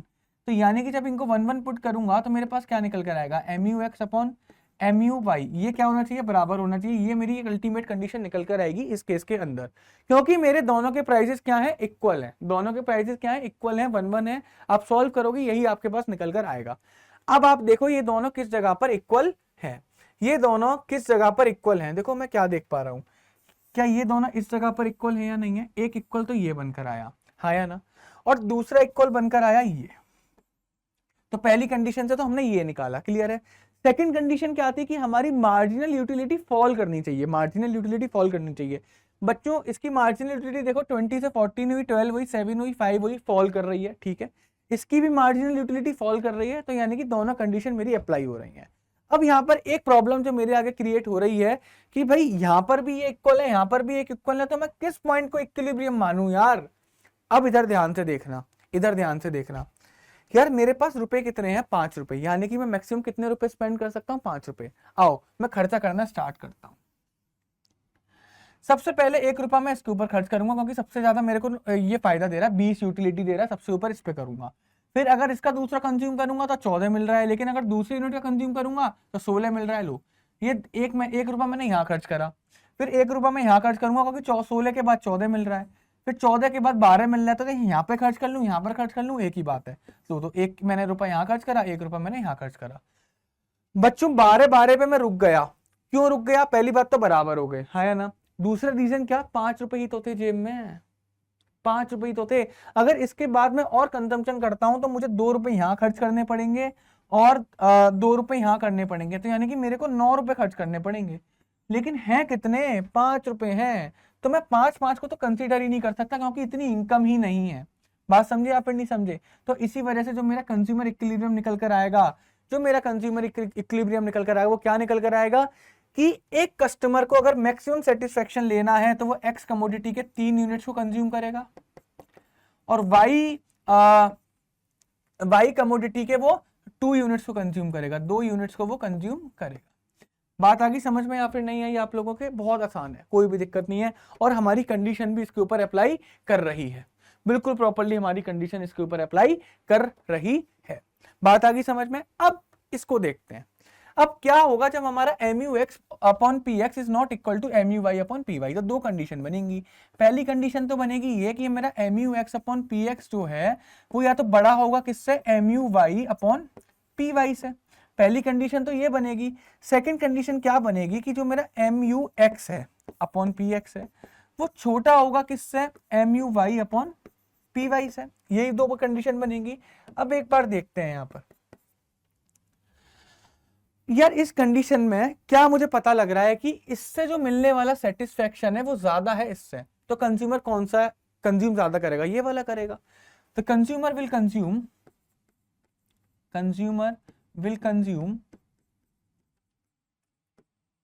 मोर कमोडिटीज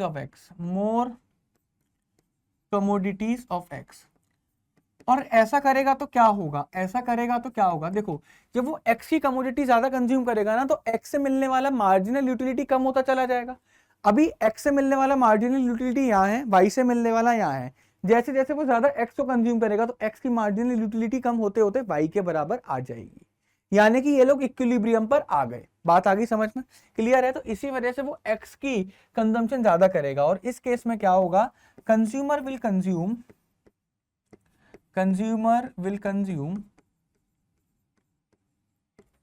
more commodities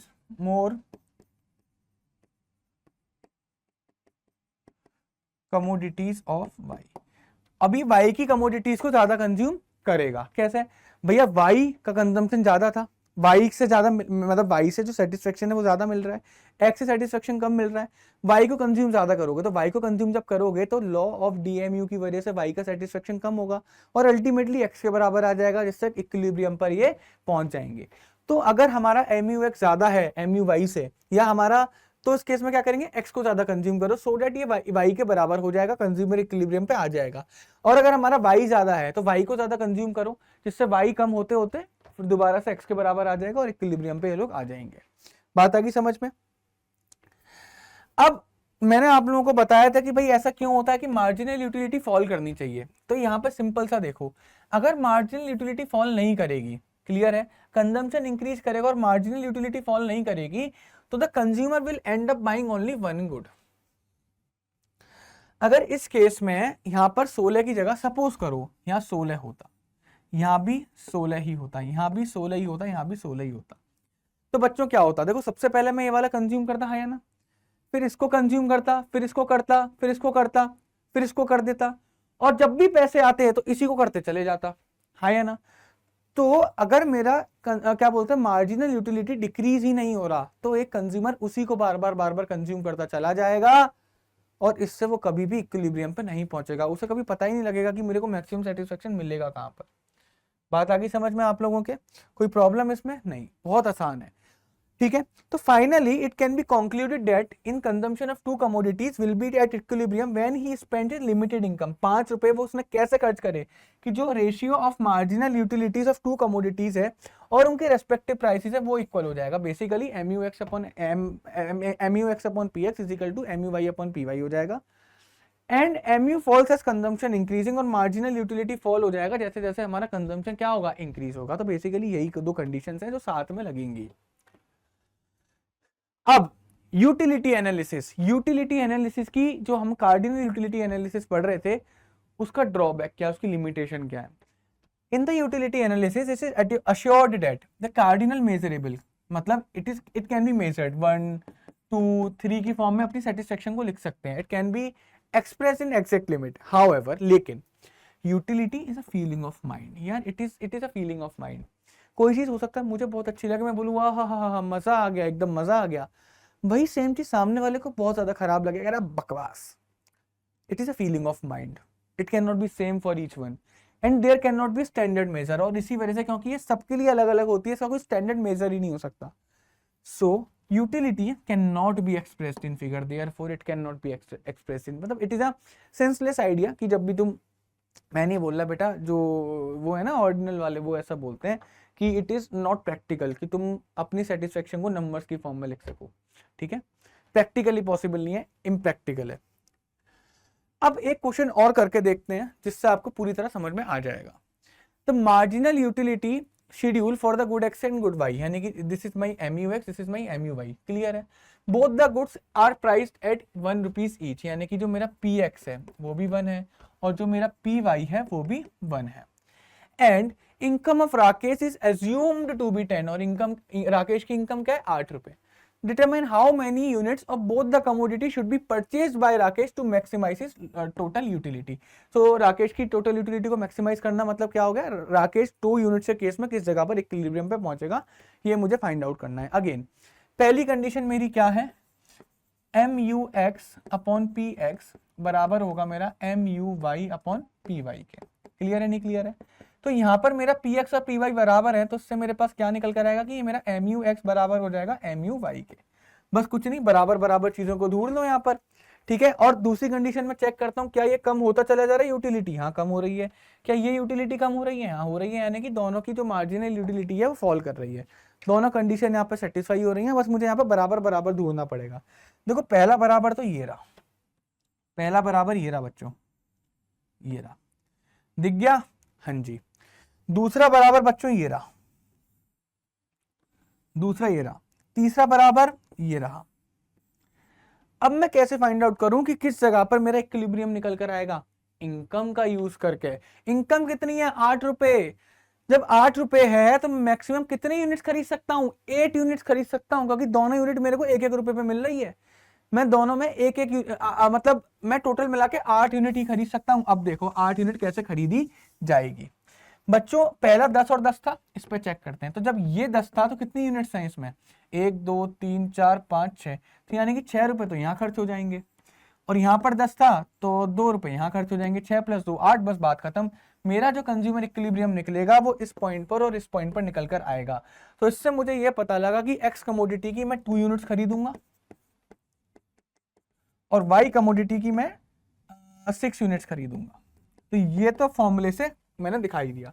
दूसरा जो सबसे बढ़िया तरीका है या फिर समझने के लिए, आपके आगे दोनों ऑप्शन है। आप पहला रुपया खर्च करने जा रहे हो तो किस पे करोगे, इस पे करोगे या इस पे करोगे? मैं भाई इस पे करूंगा पहला रुपया खर्च, क्योंकि ये मेरे को ज्यादा सेटिस्फेक्शन दे रहा है। अब मेरे को दूसरा रुपया खर्च करना है तो कहाँ खर्च करूंगा? अब सबसे ज्यादा सेटिस्फेक्शन कहाँ मिल रहा है? यहाँ पर मिल रहा है, तो मैं 1 रुपया यहाँ पे और खर्च करूंगा। फिर मैं तीसरा रुपया भी यहाँ पे खर्च करूंगा, क्योंकि 15 ऑफकोर्स 11 से ज्यादा है, ठीक है।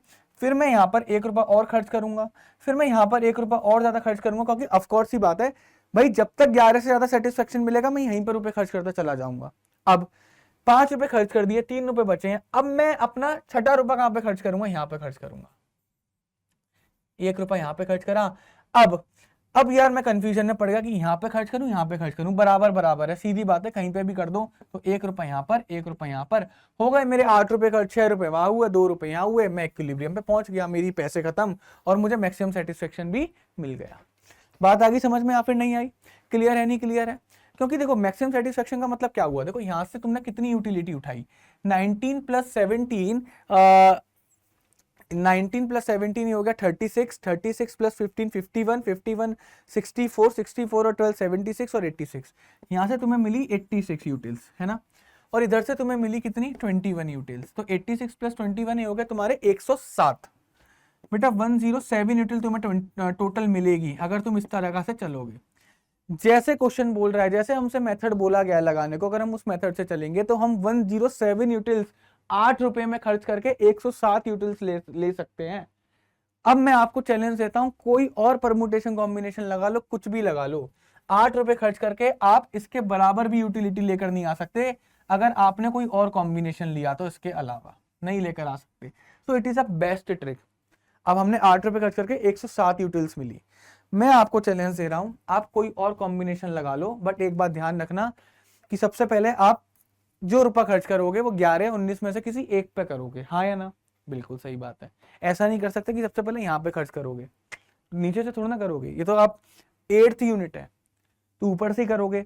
अब आप यहाँ से कंज्यूम करना स्टार्ट करोगे तो अगर मान के चलो यहाँ पर आप पूरा 8 का 8 रुपया उड़ा दोगे तो 107 के आसपास भी नहीं पहुंच रहे, और अगर पूरा यहाँ पे 8 का 8 उड़ा दोगे तब भी 107 के नहीं पहुंच रहे। आप कहते हो सर ये पूरा 8 में खाऊंगा, खा के देख लो यहाँ तक कितना मिल रहा था आपको, यहाँ तक मिल रहा था शायद आपको 185 या 86 के लगभग मिल रहा था, 86 के लगभग मिल रहा था। 86 में 14 प्लस करोगे तब भी 100 ही निकल कर आ रहा है। कुछ भी कॉम्बिनेशन लगा लो बेटा, 107 तभी पहुंचेगा जब इस तरीके से चलोगे, अदरवाइज नहीं। बात आ गई समझ में? क्लियर है? तो इस तरीके से आप अपनी यूटिलिटी को मैक्सिमाइज कर सकते हैं। नेक्स्ट बढ़ते हैं cardinal utility approach. Cardinal utility approach क्या बोलता था, सॉरी ऑर्डिनल बच्चों, ऑर्डिनल यूटिलिटी अप्रोच क्या बोलता था? ऑर्डिनल यूटिलिटी अप्रोच बोलता था आप नंबर दे ही नहीं सकते मिलने वाले सेटिस्फेक्शन को, आप उन्हें रैंक दे सकते हो। कौन सी चीज ज्यादा अच्छी लगी ये तो आप बता सकते हो, कौन सी चीज कितनी अच्छी लगी उसका नंबर कैसे दे सकते हो? It is very difficult, it is impossible, impractical. बात ही समझ में? तो ये बात करता है आप प्रेफरेंसेस के अकॉर्डिंग उन्हें रैंक दे सकते हो। तो ये जो इलेबोरेशन था क्या बोलते हैं, तो इसको ना क्या बोलते हैं, इंडिफरेंस कर्व भी बोलते हैं, ठीक है, हिक्सियन एनालिसिस भी बोलते हैं। तो the elaboration of the indifference curve was made by J.R. Hicks, इसी वजह से हिक्सियन भी बोलते हैं इसे, RGD Allen and popularly known as Hicks and Allen. Modern economist जो थे उन्होंने डिसरिगार्ड कर दिया था किसको, कार्डिनल मेजर ऑफ यूटिलिटी को। उन्होंने बोला था बेकार है, अगर आप सेटिस्फेक्शन को नंबर्स में नाप रहे हो तो it is very very impractical, possible ही नहीं है, उन्होंने डिसरिगार्ड कर दिया था, बेकार है, नहीं ठीक है। उनके अकॉर्डिंगली कंज्यूमर अपनी combination of goods and services को रैंक कर सकता है, यानी कि उसे क्या खाना ज्यादा पसंद है, क्या खाना उसे कम पसंद है ये तो बता सकता है, लेकिन उसे कितना सेटिस्फेक्शन मिल रहा होगा वो ये कैसे बता सकता है, हाँ या ना? तो ऑर्डिनल यूटिलिटी क्या होती है, वो रैंक में एक्सप्रेस करी जाती है कि कौन सी चीज सबसे बढ़िया थी, उसके बाद कौन सी चीज लगी, उसके बाद कौन सी चीज लगी, ऐसे तो आप बोल सकते हो। लेकिन आप ऐसे नहीं बोल सकते कि इससे मेरे को 90 सेटिस्फेक्शन मिला, इससे मेरे को 70 सेटिस्फेक्शन मिला, इससे मेरे को 60 सेटिस्फेक्शन मिला, इट इज इम्प्रैक्टिकल। बात आई समझ में? ऐसा इन लोगों ने बोला। क्लियर है? आ जाओ, इनडिफरेंस कर्व का कॉन्सेप्ट इसके अंदर समझना पड़ेगा, इनडिफरेंस कर्व का कॉन्सेप्ट समझना पड़ेगा। देखो, indifference curve refers to the graphical representation of various alternative combination of bundle of two goods among which the consumer is indifferent। इस लाइन को समझो। इंडिफरेंस कर्व क्या बोलता है? इंडिफरेंस कर्व ऐसे दो गुड्स का कॉम्बिनेशन हम लोगों को बताएगा जिस हर कॉम्बिनेशन पे जो सेटिस्फेक्शन मिलेगा वो सेम होगा। वो क्या होगा? सेम होगा। जैसे एग्जांपल ये वाला देखो, अब चाहे मैं एक पिज्जा के साथ 15 बनाना खा लूं, ये एप्पल लिख लो बच्चों, यहां पर पिज्जा गलत लिख दिया मैंने। अब मैं एक एप्पल के साथ 15 बनाना खा लूं, चाहे मैं 2 एप्पल के साथ 10 बनाना खा लूं, चाहे मैं 3 एप्पल के साथ 6 बनानास खा लूं, चाहे मैं 4 एप्पल के साथ 3 बनानास खा लूं, चाहे मैं 5 एप्पल के साथ 1 बनाना खा लूं, मेरे को हर कॉम्बिनेशन में मिलने वाला सेटिस्फेक्शन सेम होगा। यानी कि पी पे, क्यू पे, आर पे, एस पे, टी पे कंज्यूमर इनडिफरेंट होगा, मतलब कंज्यूमर को कोई भी डिफरेंस फील नहीं होगा, हर पॉइंट पे मिलने वाला सेटिस्फेक्शन सेम होगा। और जब हम इस टेबल को ग्राफिकली रिप्रेजेंट कर देंगे तो वो हमें देगा इंडिफरेंस कर्व। तो इंडिफरेंस कर्व क्या बताता है? ग्राफिकल रिप्रेजेंटेशन है किसका? कॉम्बिनेशंस का, दो गुड्स के कॉम्बिनेशंस का, जिस पर कि कंज्यूमर इनडिफरेंट होता है, यानी कि कंज्यूमर को कोई भी डिफरेंस फील नहीं होता, मिलने वाला सेटिस्फेक्शन हर पॉइंट पर, हर कॉम्बिनेशन पर सेम रहने वाला है। इसको क्या बोलते हैं? इक्वल सेटिस्फेक्शन कर्व भी बोलते हैं और आइसो यूटिलिटी कर्व भी बोलते हैं। ओके, इसका एक बार मैं बनाकर दिखाता हूं आप लोगों को और आपको इसको क्लियर हो जाएगा।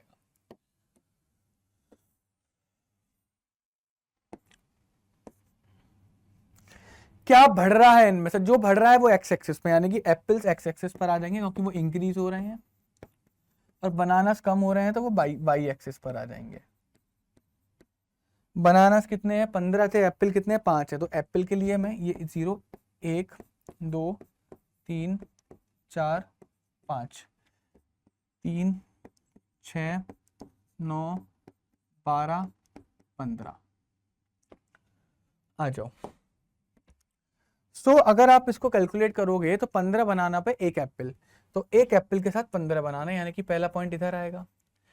फिर 2 एप्पल के साथ 12 बनाना है, कितने? 10 बनाना है। 2 एप्पल के साथ 10 बनाना है, तो यानी कि 9 के बाद 10 कहीं इधर आएगा। फिर 3 एप्पल के साथ 6 बनाना है, 3 एप्पल के साथ 6 बनाना है, तो यहां पर आएगा। फिर क्या बोलते हैं, 4 एप्पल के साथ 3 बनाना है, 4 एप्पल के साथ 3 बनाना है तो कहीं इधर आएगा। फिर 5 एप्पल के साथ 1 बनाना है तो इधर आएगा। क्लियर है? नहीं क्लियर है? आ जाओ। ये बना मेरा इंडिफरेंस कर्व। ये क्या बन गया बच्चों? मेरा इंडिफरेंस कर्व। ये कैसा होता है? Convex to the origin. कैसा होता है ये? Convex to the origin. क्यों होता है अभी देखते हैं। Convex to the origin. Clear है? नहीं क्लियर है? अच्छा, अगर इस आप ध्यान से देखोगे तो यहां से बच्चों आपको पता क्या पता लगा? देखो ध्यान से देखना बिल्कुल गौर से। यार मैंने एक एप्पल इंक्रीज करा कंजम्पशन का, तो मेरे 5 बनानास कम हो गए। मेरे 5 बनाना कम हो गए एक एप्पल इंक्रीज करते ही। तो मैं क्या बोल सकता हूं कि एक एप्पल ने सब्स्टिट्यूट कर दिया 5 बनानास को। हाँ या ना?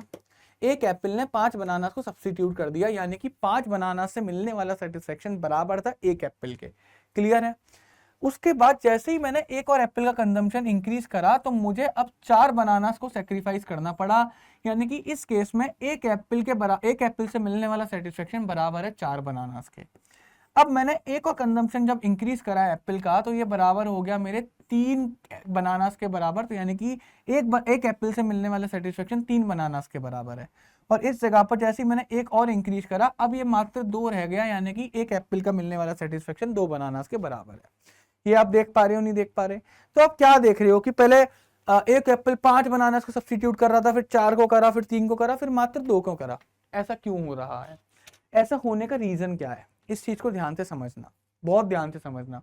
देखो, अगर कोई इंसान 15 बनानास को कंज्यूम कर रहा है तो बेटा बनाना से मिलने वाला सेटिस्फेक्शन कम होगा या ज्यादा होगा? Law of diminishing marginal utility सोचो, 15 बनाना खाओगे तो 15 बनाना तक मिलने वाला सेटिस्फेक्शन कम हो जाएगा या फिर नहीं हो जाएगा? ऑफ कोर्स ही बात है। अगर आप 16th बनाना खाओगे तो उससे मिलने वाला सेटिस्फेक्शन काफी कम रहने वाला है। ये चीज मेरे को यहाँ पर दिख रही है। तो जब मैंने एक एप्पल को कंज्यूम करने की इच्छा रखी कि मैं अब एक की जगह 2 एप्पल खाऊंगा, तो मुझे कुछ बनानास को कम करना पड़ेगा।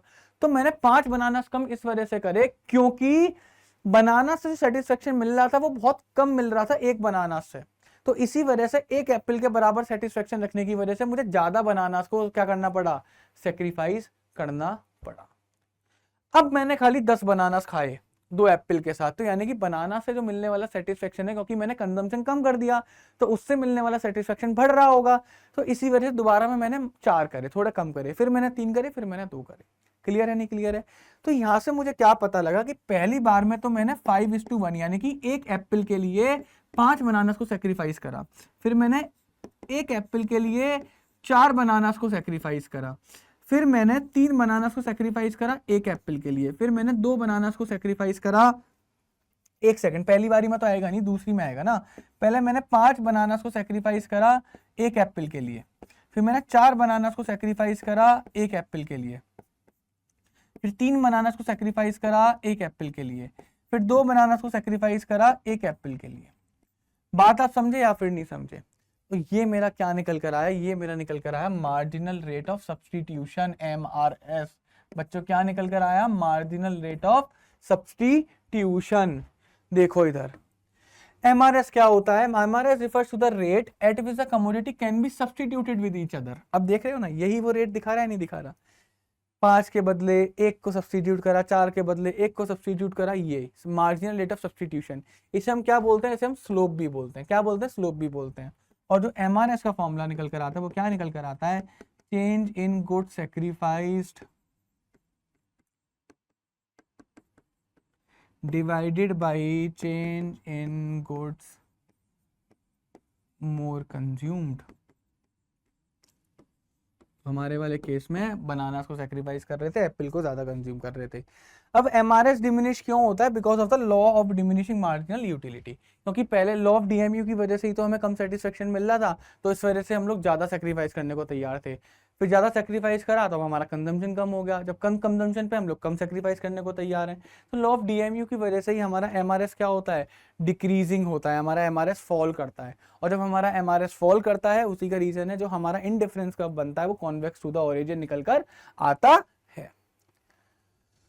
अब इसके assumptions क्या होता है? देखो पहला assumption है 2 कमोडिटीज। इंडिफरेंस कर्व का पहला assumption क्या है? 2 कमोडिटीज। भैया कम से कम नहीं, ज्यादा से ज्यादा और कम से कम 2 ही कमोडिटीज होनी चाहिए। सेकंड है, इसके अंदर कोई सैचुरेशन पॉइंट नहीं होता, नॉन सटाइटी, कोई सैचुरेशन पॉइंट नहीं है। कंज्यूमर को कहीं पर भी ऐसा नहीं लगेगा कि बस अब नहीं खाया जा रहा। जब भी उसे ऐसा लगेगा नहीं खाया जा रहा, वो दूसरे यूनिट्स पर शिफ्ट हो जाएगा, वो ऐसे चेंज करता रहेगा खुद को। थर्ड है ऑर्डिनल यूटिलिटी। बेटा यहाँ पर हम 1 2 3 की तरह नाप नहीं सकते, यहाँ पर अपनी प्रेफरेंसेस को रैंक दे सकते हैं। फोर्थ है diminishing marginal rate of substitution. हमारा जो MRS है वो जो मार्जिनल रेट ऑफ सब्सटीट्यूशन है वो डिमिनिश कर रहा है, कम हो रहा है। क्यों? Because of the law of diminishing marginal utility. और इसी का रीजन है कि हमारा जो हमारा इंडिफरेंस कर्व था वो कैसा बना? कॉन्वेक्स बना। तो जब भी इंडिफरेंस कर्व की बात आएगी तो आपको ये अज्यूम करके चलना है कि जो हमारा मार्जिनल रेट ऑफ सब्सटीट्यूशन है वो डिमिनिश ही कर रहा होगा। फिफ्थ है कंज्यूमर कैसा होना चाहिए? रेशनल मैनर में बिहेव करना चाहिए। 1 रुपया भी खर्च करा तो मैक्सिमम सेटिस्फेक्शन मिलना चाहिए, ऐसा नहीं बेकार करेंगे 1 रुपया भी बेकार नहीं करेगा, मैक्सिमम सेटिस्फेक्शन मिलना चाहिए उसे। क्लियर है? अब इंडिफरेंस मैप क्या होता है? देखो इंडिफरेंस कर्व तो आप लोगों को पता लग ही गया। इंडिफरेंस कर्व ये रहा, ये लो बच्चों इंडिफरेंस कर्व है ना, ये इंडिफरेंस कर्व है। इंडिफरेंस मैप क्या होता है? बहुत आसान है, ये लो बच्चों इंडिफरेंस। जब मैंने इंडिफरेंस कर्व की फैमिली बना दी तो वो फैमिली मेरी क्या बन गई? Indifference map. These are the indifference map, this is indifference map.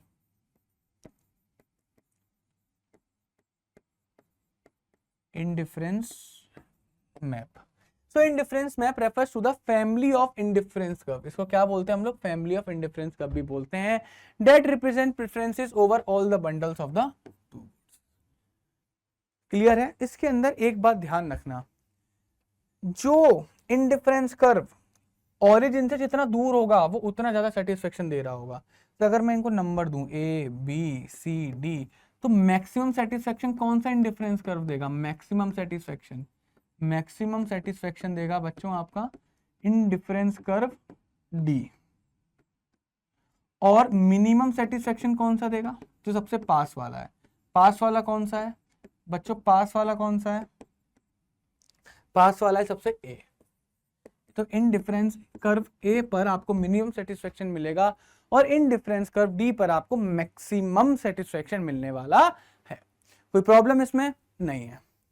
Next देखते हैं अब भैया इंडिफरेंस कर्व की अजम्पशन क्या होती हैं। देखना ध्यान से। Indifference curve are always convex to the origin because of the diminishing MRS। पहली अजम्पशन तो ये है, जब भी इंडिफरेंस कर्व सोचेंगे तुरंत दिमाग में आना चाहिए हमेशा कॉन्वेक्स टू द ओरिजिन होने वाला है।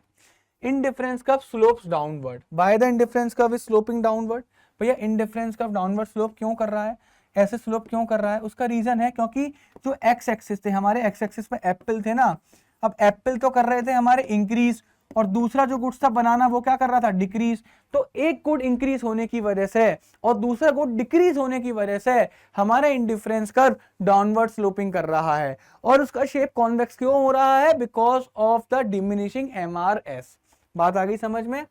थर्ड है higher indifference curve represent higher level of satisfaction. इसको एक बार समझा और देता हूं, वो तो मैंने आप लोगों को बता दिया। जैसे दो इंडिफरेंस कर्व है, indifference curve A, indifference curve B, तो जो बी पे मिलने वाला सेटिस्फेक्शन है that is definitely is greater than A, वो ए से मिलने वाले सेटिस्फेक्शन से ज्यादा होगा। रीजन देखना, रीजन बहुत ही रीजन इजी है। देखो जैसे मान के चलो ये कॉम्बिनेशन है, इसे मैं बोल देता हूं कॉम्बिनेशन। अब मेरे को एक बात बताओ, ये कॉम्बिनेशन हो गया सी और ये कॉम्बिनेशन हो गया डी। अगर इस वाले इंडिफरेंस कर्व पे बात करूं, इंडिफरेंस कर्व ए पे मुझे कितना मिल रहा है, एफ और सी, आया ना। और इंडिफरेंस कर्व बी पे मेरे को कितना मिल रहा है, एफ और डी। तो यार सीधी सीधी बात है, डी जो है सी से ज्यादा है, डी जो है सी से ज्यादा है। यहाँ पे मैं क्या पता लगा पा रहा हूँ, मैं यहाँ पर ये पता लगा पा रहा हूँ कि जो मेरा एफ के साथ जो सी है, एफ के साथ जो सी है वो छोटा है किससे, जो एफ के साथ डी है, एफ के साथ डी है।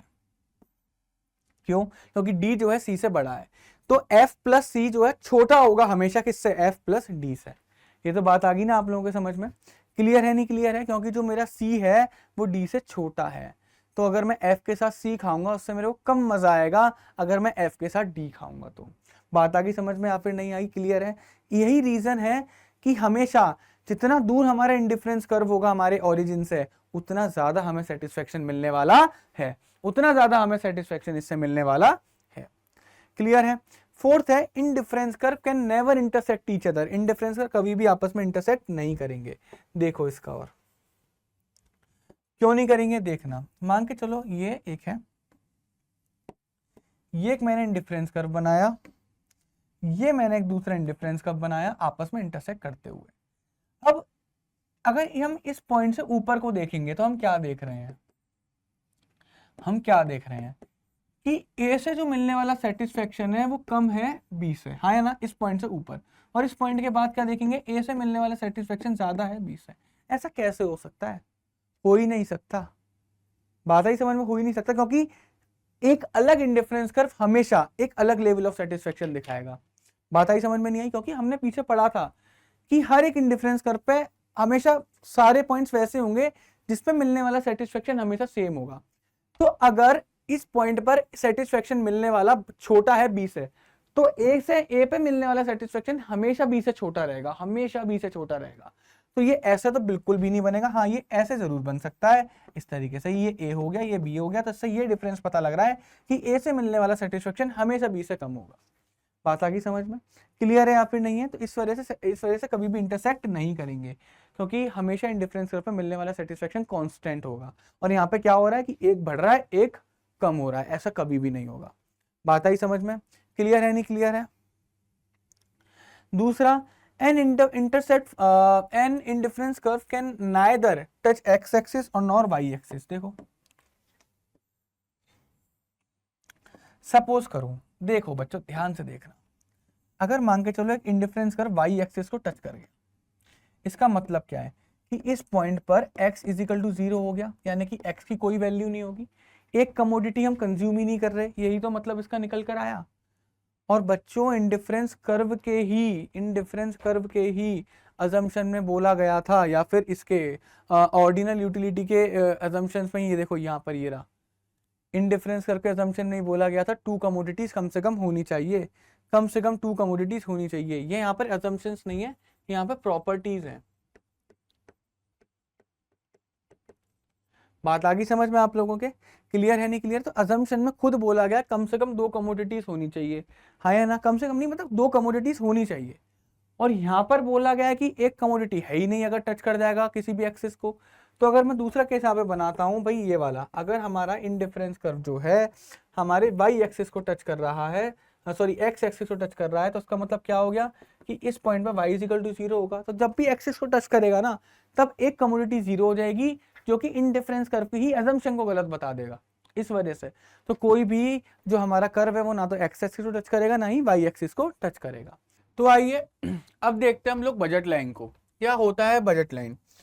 बजट लाइन की डेफिनेशन समझने से पहले हम इसका एक एग्जाम्पल समझते हैं। बच्चों, बजट के बारे में तो आप सभी को पता ही है कि हम लोग क्या करते हैं, एक इनकम लेके चलते हैं कि भाई अगर मान के चलो हमारी कोई इनकम है, मान के चलो 10,000 हमारी इनकम है। अब 10,000 रुपये के अंदर हम क्या क्या चीज़ें खरीद सकते हैं, उस चीज़ के लिए जब हम प्लानिंग करते हैं तो उसको हम बोलते हैं बजट।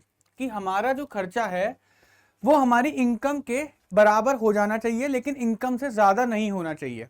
बात आई समझ में? यानी कि हमारे एक्सपेंसेस या हमारी इनकम से कम हो सकते हैं, इनकम के बराबर हो सकते हैं, लेकिन इनकम से ज़्यादा नहीं हो सकते। क्लियर है? अब इस एग्जाम्पल को एक बार समझ के देखते हैं कि मान के चलो मेरी इनकम है ₹20, 20 रुपए मेरी इनकम है, तो उस 20 रुपए में मैं क्या क्या खरीद सकता हूँ।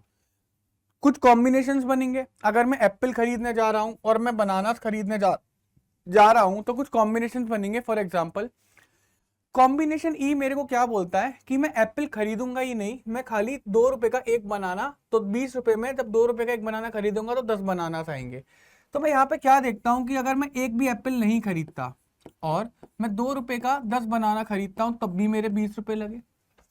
दूसरे केस में मैं 4 रुपए का एक एप्पल खरीदता हूं और 2 रुपए के एक एप्पल खरीदने के चक्कर में अब मैं खाली 8 बनाना ही खरीद पाऊंगा, तब भी मेरे 20 रुपए लगे। फिर अगर मैं 2 एप्पल खरीदता हूं 4 रुपए का एक और 2 रुपए के बनानास खरीदता हूं 6, तब भी मेरे 20 रुपए लगे।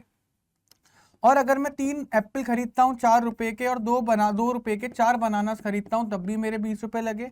अगर मैं 4 एप्पल खरीदता हूं 4 रुपए के हिसाब से और 2 रुपए के हिसाब से मैं 2 बनानास खरीदता हूं तब भी मेरे 20 रुपए लगे।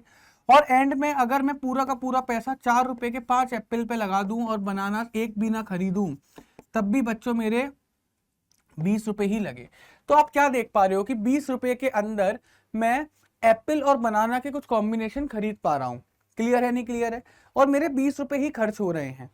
तो अगर मैं जब इस टेबल को ग्राफिकली रिप्रेजेंट कर दूंगा तो वही बन जाएगी मेरी बजट लाइन। आप बजट लाइन की डेफिनेशन देखें। बजट लाइन क्या एक ग्राफिकल रिप्रेजेंटेशन है, मतलब एक लाइन बनाऊंगा ग्राफ के ऊपर तो ग्राफिकल रिप्रेजेंटेशन है जिसमें वो मेरे को 2 गुड्स के सारे कॉम्बिनेशन बताएगा जो कि मैं खरीद सकता हूं मेरी गिवन इनकम और प्राइसेस। बच्चों यहाँ पे प्राइसेस भी गिवन है, यहाँ पर इनकम भी गिवन है, तो उस इनकम और प्राइसेस के अकॉर्डिंग मैं 2 गुड्स के कॉम्बिनेशन कितने बना सकता हूं वो मेरे बजट लाइन मेरे को बताएगी। क्लियर है? और इस तरीके से बताएगी कि जो उनका कॉस्ट है वो मेरे बराबर हो जाएगा इनकम के। क्लियर है? अगर यहाँ पर आप देख रहे होंगे तो बनानास और एप्पल की जो कॉस्ट है वो इस हिसाब से मैं खरीद रहा हूं कि वो मेरे इनकम के बराबर ही निकल कर आ रही है। बात आ गई समझ में आप लोगों के? अच्छा, अब बजट सेट क्या होता है? बच्चों एक बात बताओ, अगर मेरे पास 20 रुपए हैं तो जरूरी थोड़ा है कि मैं 20 रुपए में पूरे 20 रुपए खर्च करूंगा। अगर मैं पूरे 20 रुपए खर्च कर रहा हूं और उस पर जो मेरे कॉम्बिनेशंस बन रहे हैं वो सारे कॉम्बिनेशंस मेरे को बजट लाइन बताएंगे। हाँ जी, लेकिन बजट सेट की जब मैं बात करूंगा तो हो सकता है मैं 18 रुपए खर्च करके क्या खरीद सकता हूं, मैं 9 बनानास खरीद सकता हूं। तो बेसिकली 20 रुपए के अंदर मैं जो कुछ भी सामान खरीद सकता हूं, चाहे उसमें मैं 20 रुपए खर्च कर रहा हूं या 20 रुपए ना खर्च करके थोड़े कम पैसे खर्च कर रहा हूं, वो सारे कॉम्बिनेशंस मेरे को बजट सेट बताता है। तो बजट सेट बेसिकली बोलता है आपके पास 20 रुपए हैं, ठीक है, जरूरी नहीं है पूरे 20 रुपए खर्च करो। आप 20 रुपए से कम में भी अगर कुछ आइटम खरीद रहे हो तब भी वो आपके बजट सेट में इंक्लूड होगा। लेकिन बजट लाइन हमेशा ये बोलेगा कि हमारी कॉस्ट हमारी इनकम के बराबर होनी चाहिए, 20 रुपए पूरे खर्च करने हैं। तो मैं ये बोल सकता हूं कि बजट लाइन जो है बजट सेट का पार्ट होता है। बात आ गई समझ में? क्लियर है? नहीं क्लियर है? तो बजट सेट क्या बोलेगा? बजट सेट वो सारे कॉम्बिनेशंस बताएगा 2 गुड्स के जो कि कंज्यूमर अफोर्ड कर सकता है। अफोर्ड का मतलब है 20 रुपए के बराबर या 20 रुपए से कम होने चाहिए। बात आ गई समझ में? तो यहाँ के जो हमारी कॉस्ट है वो कॉस्ट हमारी या तो कम होनी चाहिए या बराबर होनी चाहिए, किसके? हमारी इनकम के। लेकिन ये जो हमें बताता है वो ये बताता है कि हमारी कॉस्ट हमेशा हमारी इनकम के बराबर होनी चाहिए। तो budget line is a part of budget set. आओ इसका ग्राफिकल रिप्रेजेंटेशन और एक बार देख लेते हैं स्टूडेंट्स। अगेन एक्स एक्सिस पे वो गुड्स आएगा जो कि हमारा इंक्रीज कर रहा है। तो इंक्रीज हमारा क्या कर रहा है? एप्पल इंक्रीज कर रहे हैं, बनानास डिक्रीज कर रहे हैं। तो एक्स एक्सिस पे हमने एप्पल्स लिख लिए और वाई एक्सिस पे हमने बनानास लिख लिया। आ जाओ, तो जब मैं यहां पर देखूंगा ये मेरा ओरिजिन 1 2 3 4 5 2, तो आप क्या देख पा रहे थे, देखो पहले कॉम्बिनेशन में मैंने खाली 10 बनानास खरीदे, एक भी एप्पल नहीं खरीदा। जब मैंने एक एप्पल खरीदा तो मैं खाली 8 बनानास खरीद पा रहा हूँ, 2 एप्पल खरीदे तो मैं 6 बनानास खरीद पा रहा हूँ, 3 एप्पल खरीदे तो मैं खाली 4 बनानास खरीद पा रहा हूँ, 4 एप्पल खरीदे तो मैं खाली 2 बनानास खरीद पा रहा हूँ, या फिर मैं सिर्फ और सिर्फ 5 एप्पल खरीद रहा हूँ, मैं बनाना खरीद ही नहीं पा रहा। ऐसे करके ये मेरी स्ट्रेट लाइन बनकर आ जाएगी, ये मेरी स्ट्रेट लाइन बनकर आ जाएगी। पॉइंट्स थोड़ा सा डिसमिस हो गए हैं क्योंकि इसके ऊपर मैं बना रहा हूं इस वजह से। लो बच्चों, मैं ठीक कर देता हूं उसे हल्का सा, ये कुछ इस तरीके से निकल कर आएगा। आगे बच्चों बात समझ में, तो ये पॉइंट होगा मेरा पॉइंट नंबर ई। तो ई पॉइंट पे क्या आप देख पा रहे हैं कि मैं एक भी एप्पल नहीं खरीद रहा। एफ पे मैं एक एप्पल और 8 बनानास खरीद रहा हूँ। जी पर मैं 2 एप्पल और 6 बनानास खरीद रहा हूँ। एच पर मैं 3 एप्पल और 4 बनानास खरीद रहा हूँ। आई पर मैं 4 एप्पल्स और 2 बनानास खरीद रहा हूँ। और जे पर मैं सिर्फ और सिर्फ 5 एप्पल्स खरीद रहा हूँ। तो ये मेरा ग्राफिकल रिप्रेजेंटेशन हो गया। तो इस लाइन के ऊपर हमेशा मेरा कॉस्ट बराबर होगा मेरी इनकम के। बात आ गई समझ में। अगर इन केस मैं इस पॉइंट की बात करूं तो ये क्या है मेरा अटेनेबल। क्या है मेरा ये अटेनेबल, मतलब बेसिकली अगर मैं इस पॉइंट पर कोई भी कॉम्बिनेशन लेकर आऊंगा, कोई भी कॉम्बिनेशन आऊंगा तो वो मैं खरीद सकता हूँ क्योंकि वो मेरी इनकम के अंदर आ रहा है, तो वो मैं स्पेंड करके खरीद सकता हूँ।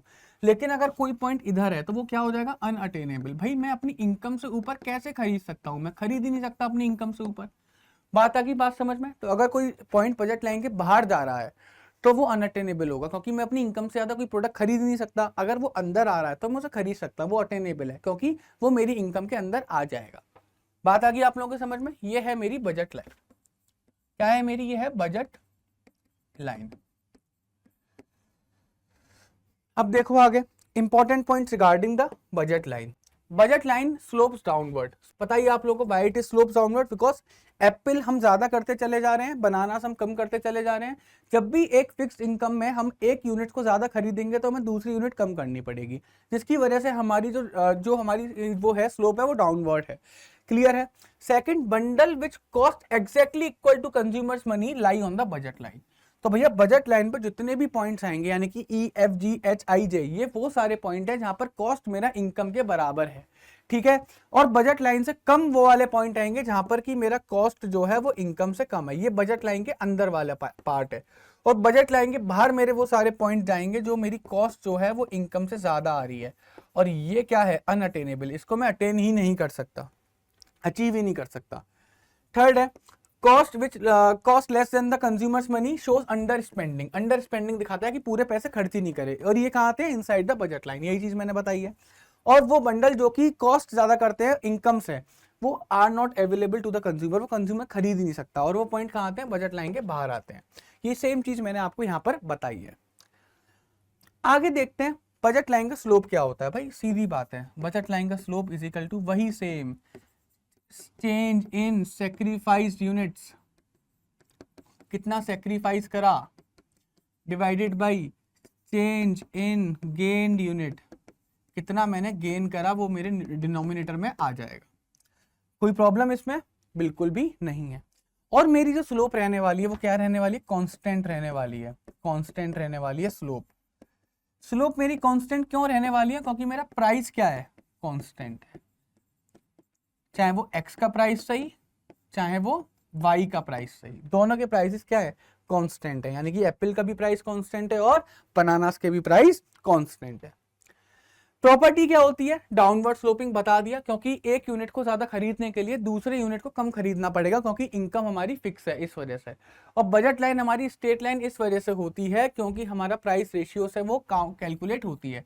तो बेसिकली जो मैंने यहाँ पर बजट की वो लिखी ना, बजट लाइन के स्लोप लिखा, ये स्लोप को मैं उनके प्राइस के साथ भी, यानी कि प्राइस ऑफ एप्पल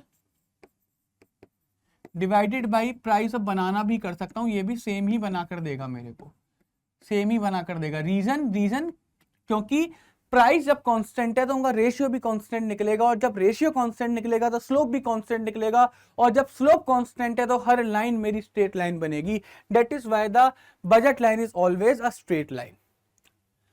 इक्वेशन क्या होती है बजट लाइन की? भाई बजट लाइन की इक्वेशन क्या होती है? बजट लाइन की इक्वेशन क्या होती है? कितनी आसान है यार। भाई कैसे बन रही थी बजट लाइन? बजट लाइन कैसे बन रही थी? इधर देखो, यानी कि मेरी इनकम जो थी वो कितनी थी? मेरी इनकम जो थी वो कितनी थी भाई? Price of the x commodity को मल्टीप्लाई कर दूंगा जब उसकी क्वांटिटी के साथ, और उसमें प्लस कर दूंगा मैं प्राइस ऑफ वाई कमोडिटी, और उसको मल्टीप्लाई कर दूंगा वाई की क्वांटिटी के साथ। तो ये मेरी हमेशा इनकम के बराबर आएगा। ये मेरी हमेशा हमेशा मेरी इनकम के बराबर आएगा। मान के चलो मैंने एक्स कमोडिटी की 2 यूनिट्स खरीदी, ठीक है, प्लस मल्टीप्लाई बाई उसका 1 रुपये, मतलब एक जो यूनिट है वो 4 रुपए की है, तो मैंने कितने रुपए खर्च करे? 8 रुपए, ऐसे ही करके। तो यहाँ पर जो 2 यूनिट्स है वो मेरी क्वांटिटी ऑफ एक्स है, और जो मेरा प्राइस है वो पी एक्स है।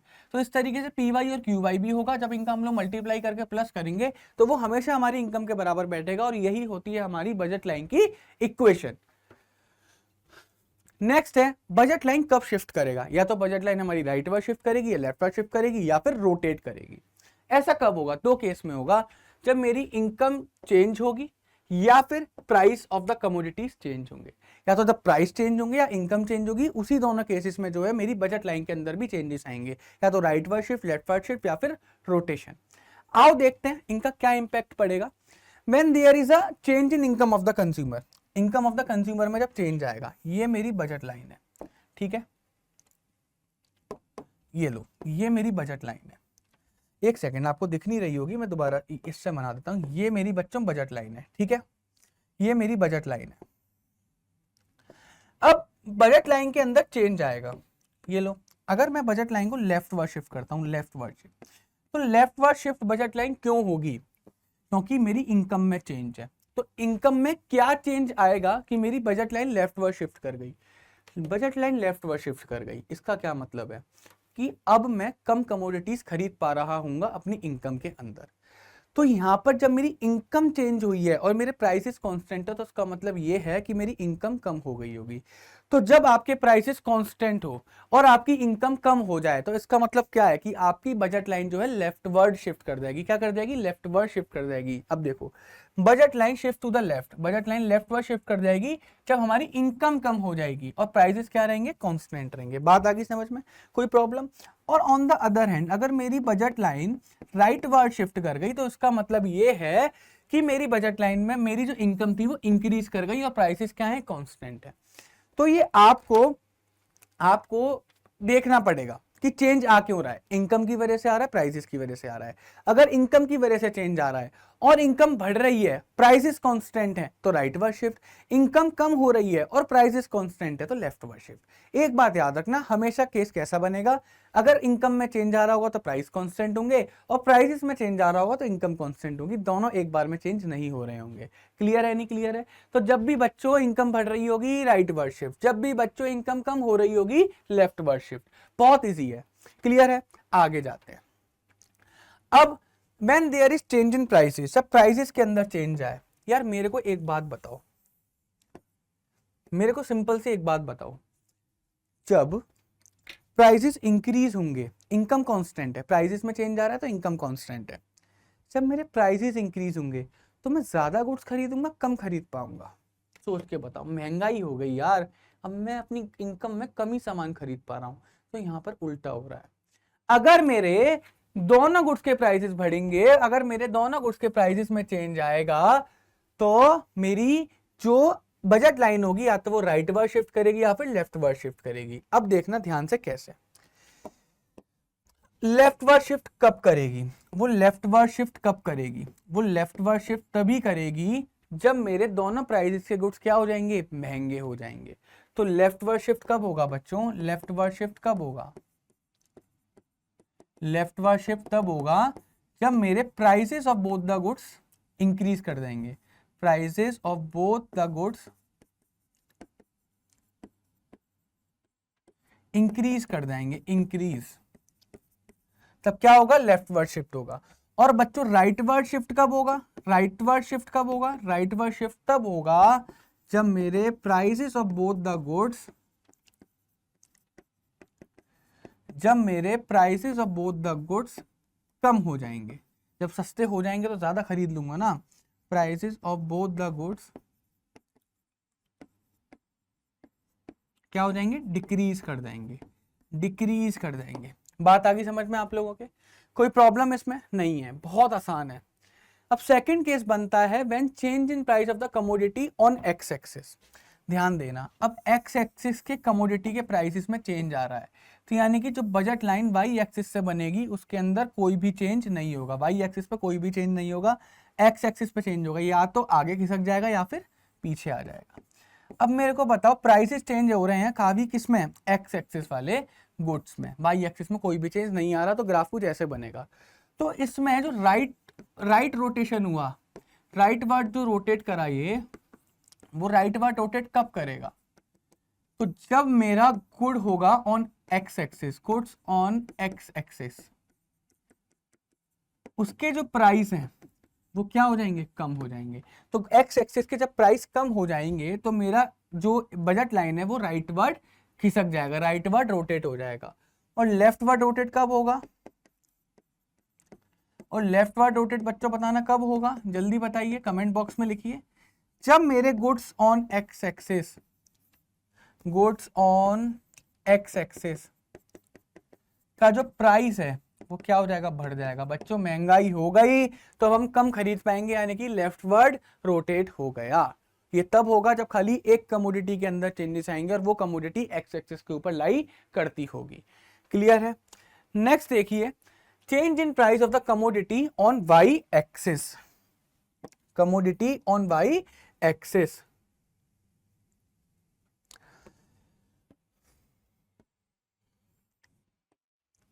तो यानी कि एक्स एक्सिस के ऊपर कोई भी चेंजेस नहीं आएंगे, या तो ऐसे वो बनेगा या ऐसे बनेगा। क्लियर है? ये मेरी वाई एक्सिस है और ये मेरी एक्स एक्सिस है, ये मेरा ओरिजिन है। तो ग्राफ ऊपर कब जाएगा, जब क्वांटिटी बढ़ेगी। और क्वांटिटी कब बढ़ेगी, जब प्राइसेस कम हो जाएंगे। तो यानी कि जो राइट वर्ड रोटेशन हुआ, राइट वर्ड रोटेट जब करा, तो राइट वर्ड रोटेट बच्चों कब करा, राइट वर्ड रोटेट कब करा, जब प्राइस क्या हो गए, कम हो गए। कौन से वाले, वाई एक्सिस वाले। क्लियर है? और लेफ्ट वर्ड रोटेट कब करा, लेफ्ट वर्ड रोटेट कब करा, जब हमारे प्राइस जो थे वो क्या कर गए, इंक्रीज कर गए, इंक्रीज कर गए। किस, कौन से वाले, वाई एक्सिस वाले। तो जब वाई एक्सिस पे प्राइस इंक्रीज कर जाएगा तो मेरा बच्चों ग्राफ नीचे की साइड आ जाएगा, यानी कि लेफ्ट वर्ड ऐसे करके एंटी क्लॉकवाइज रोटेट करने लगेगा। बच्चों बात समझ में आ गई?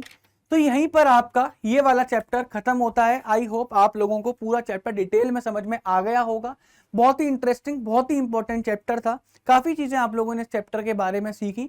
चैप्टर पढ़ते पढ़ते काफी लोगों के तो मुंह में पानी भी आ गया होगा I think, but that's how it is. तो आपका यहाँ पर ये चैप्टर खत्म होता है। ऐसे ही हम इंटरेस्टिंग वीडियो लाते रहेंगे। तब तक के लिए goodbye everyone, take care. मिलते हैं फिर ऐसी नेक्स्ट अमेजिंग लेक्चर में।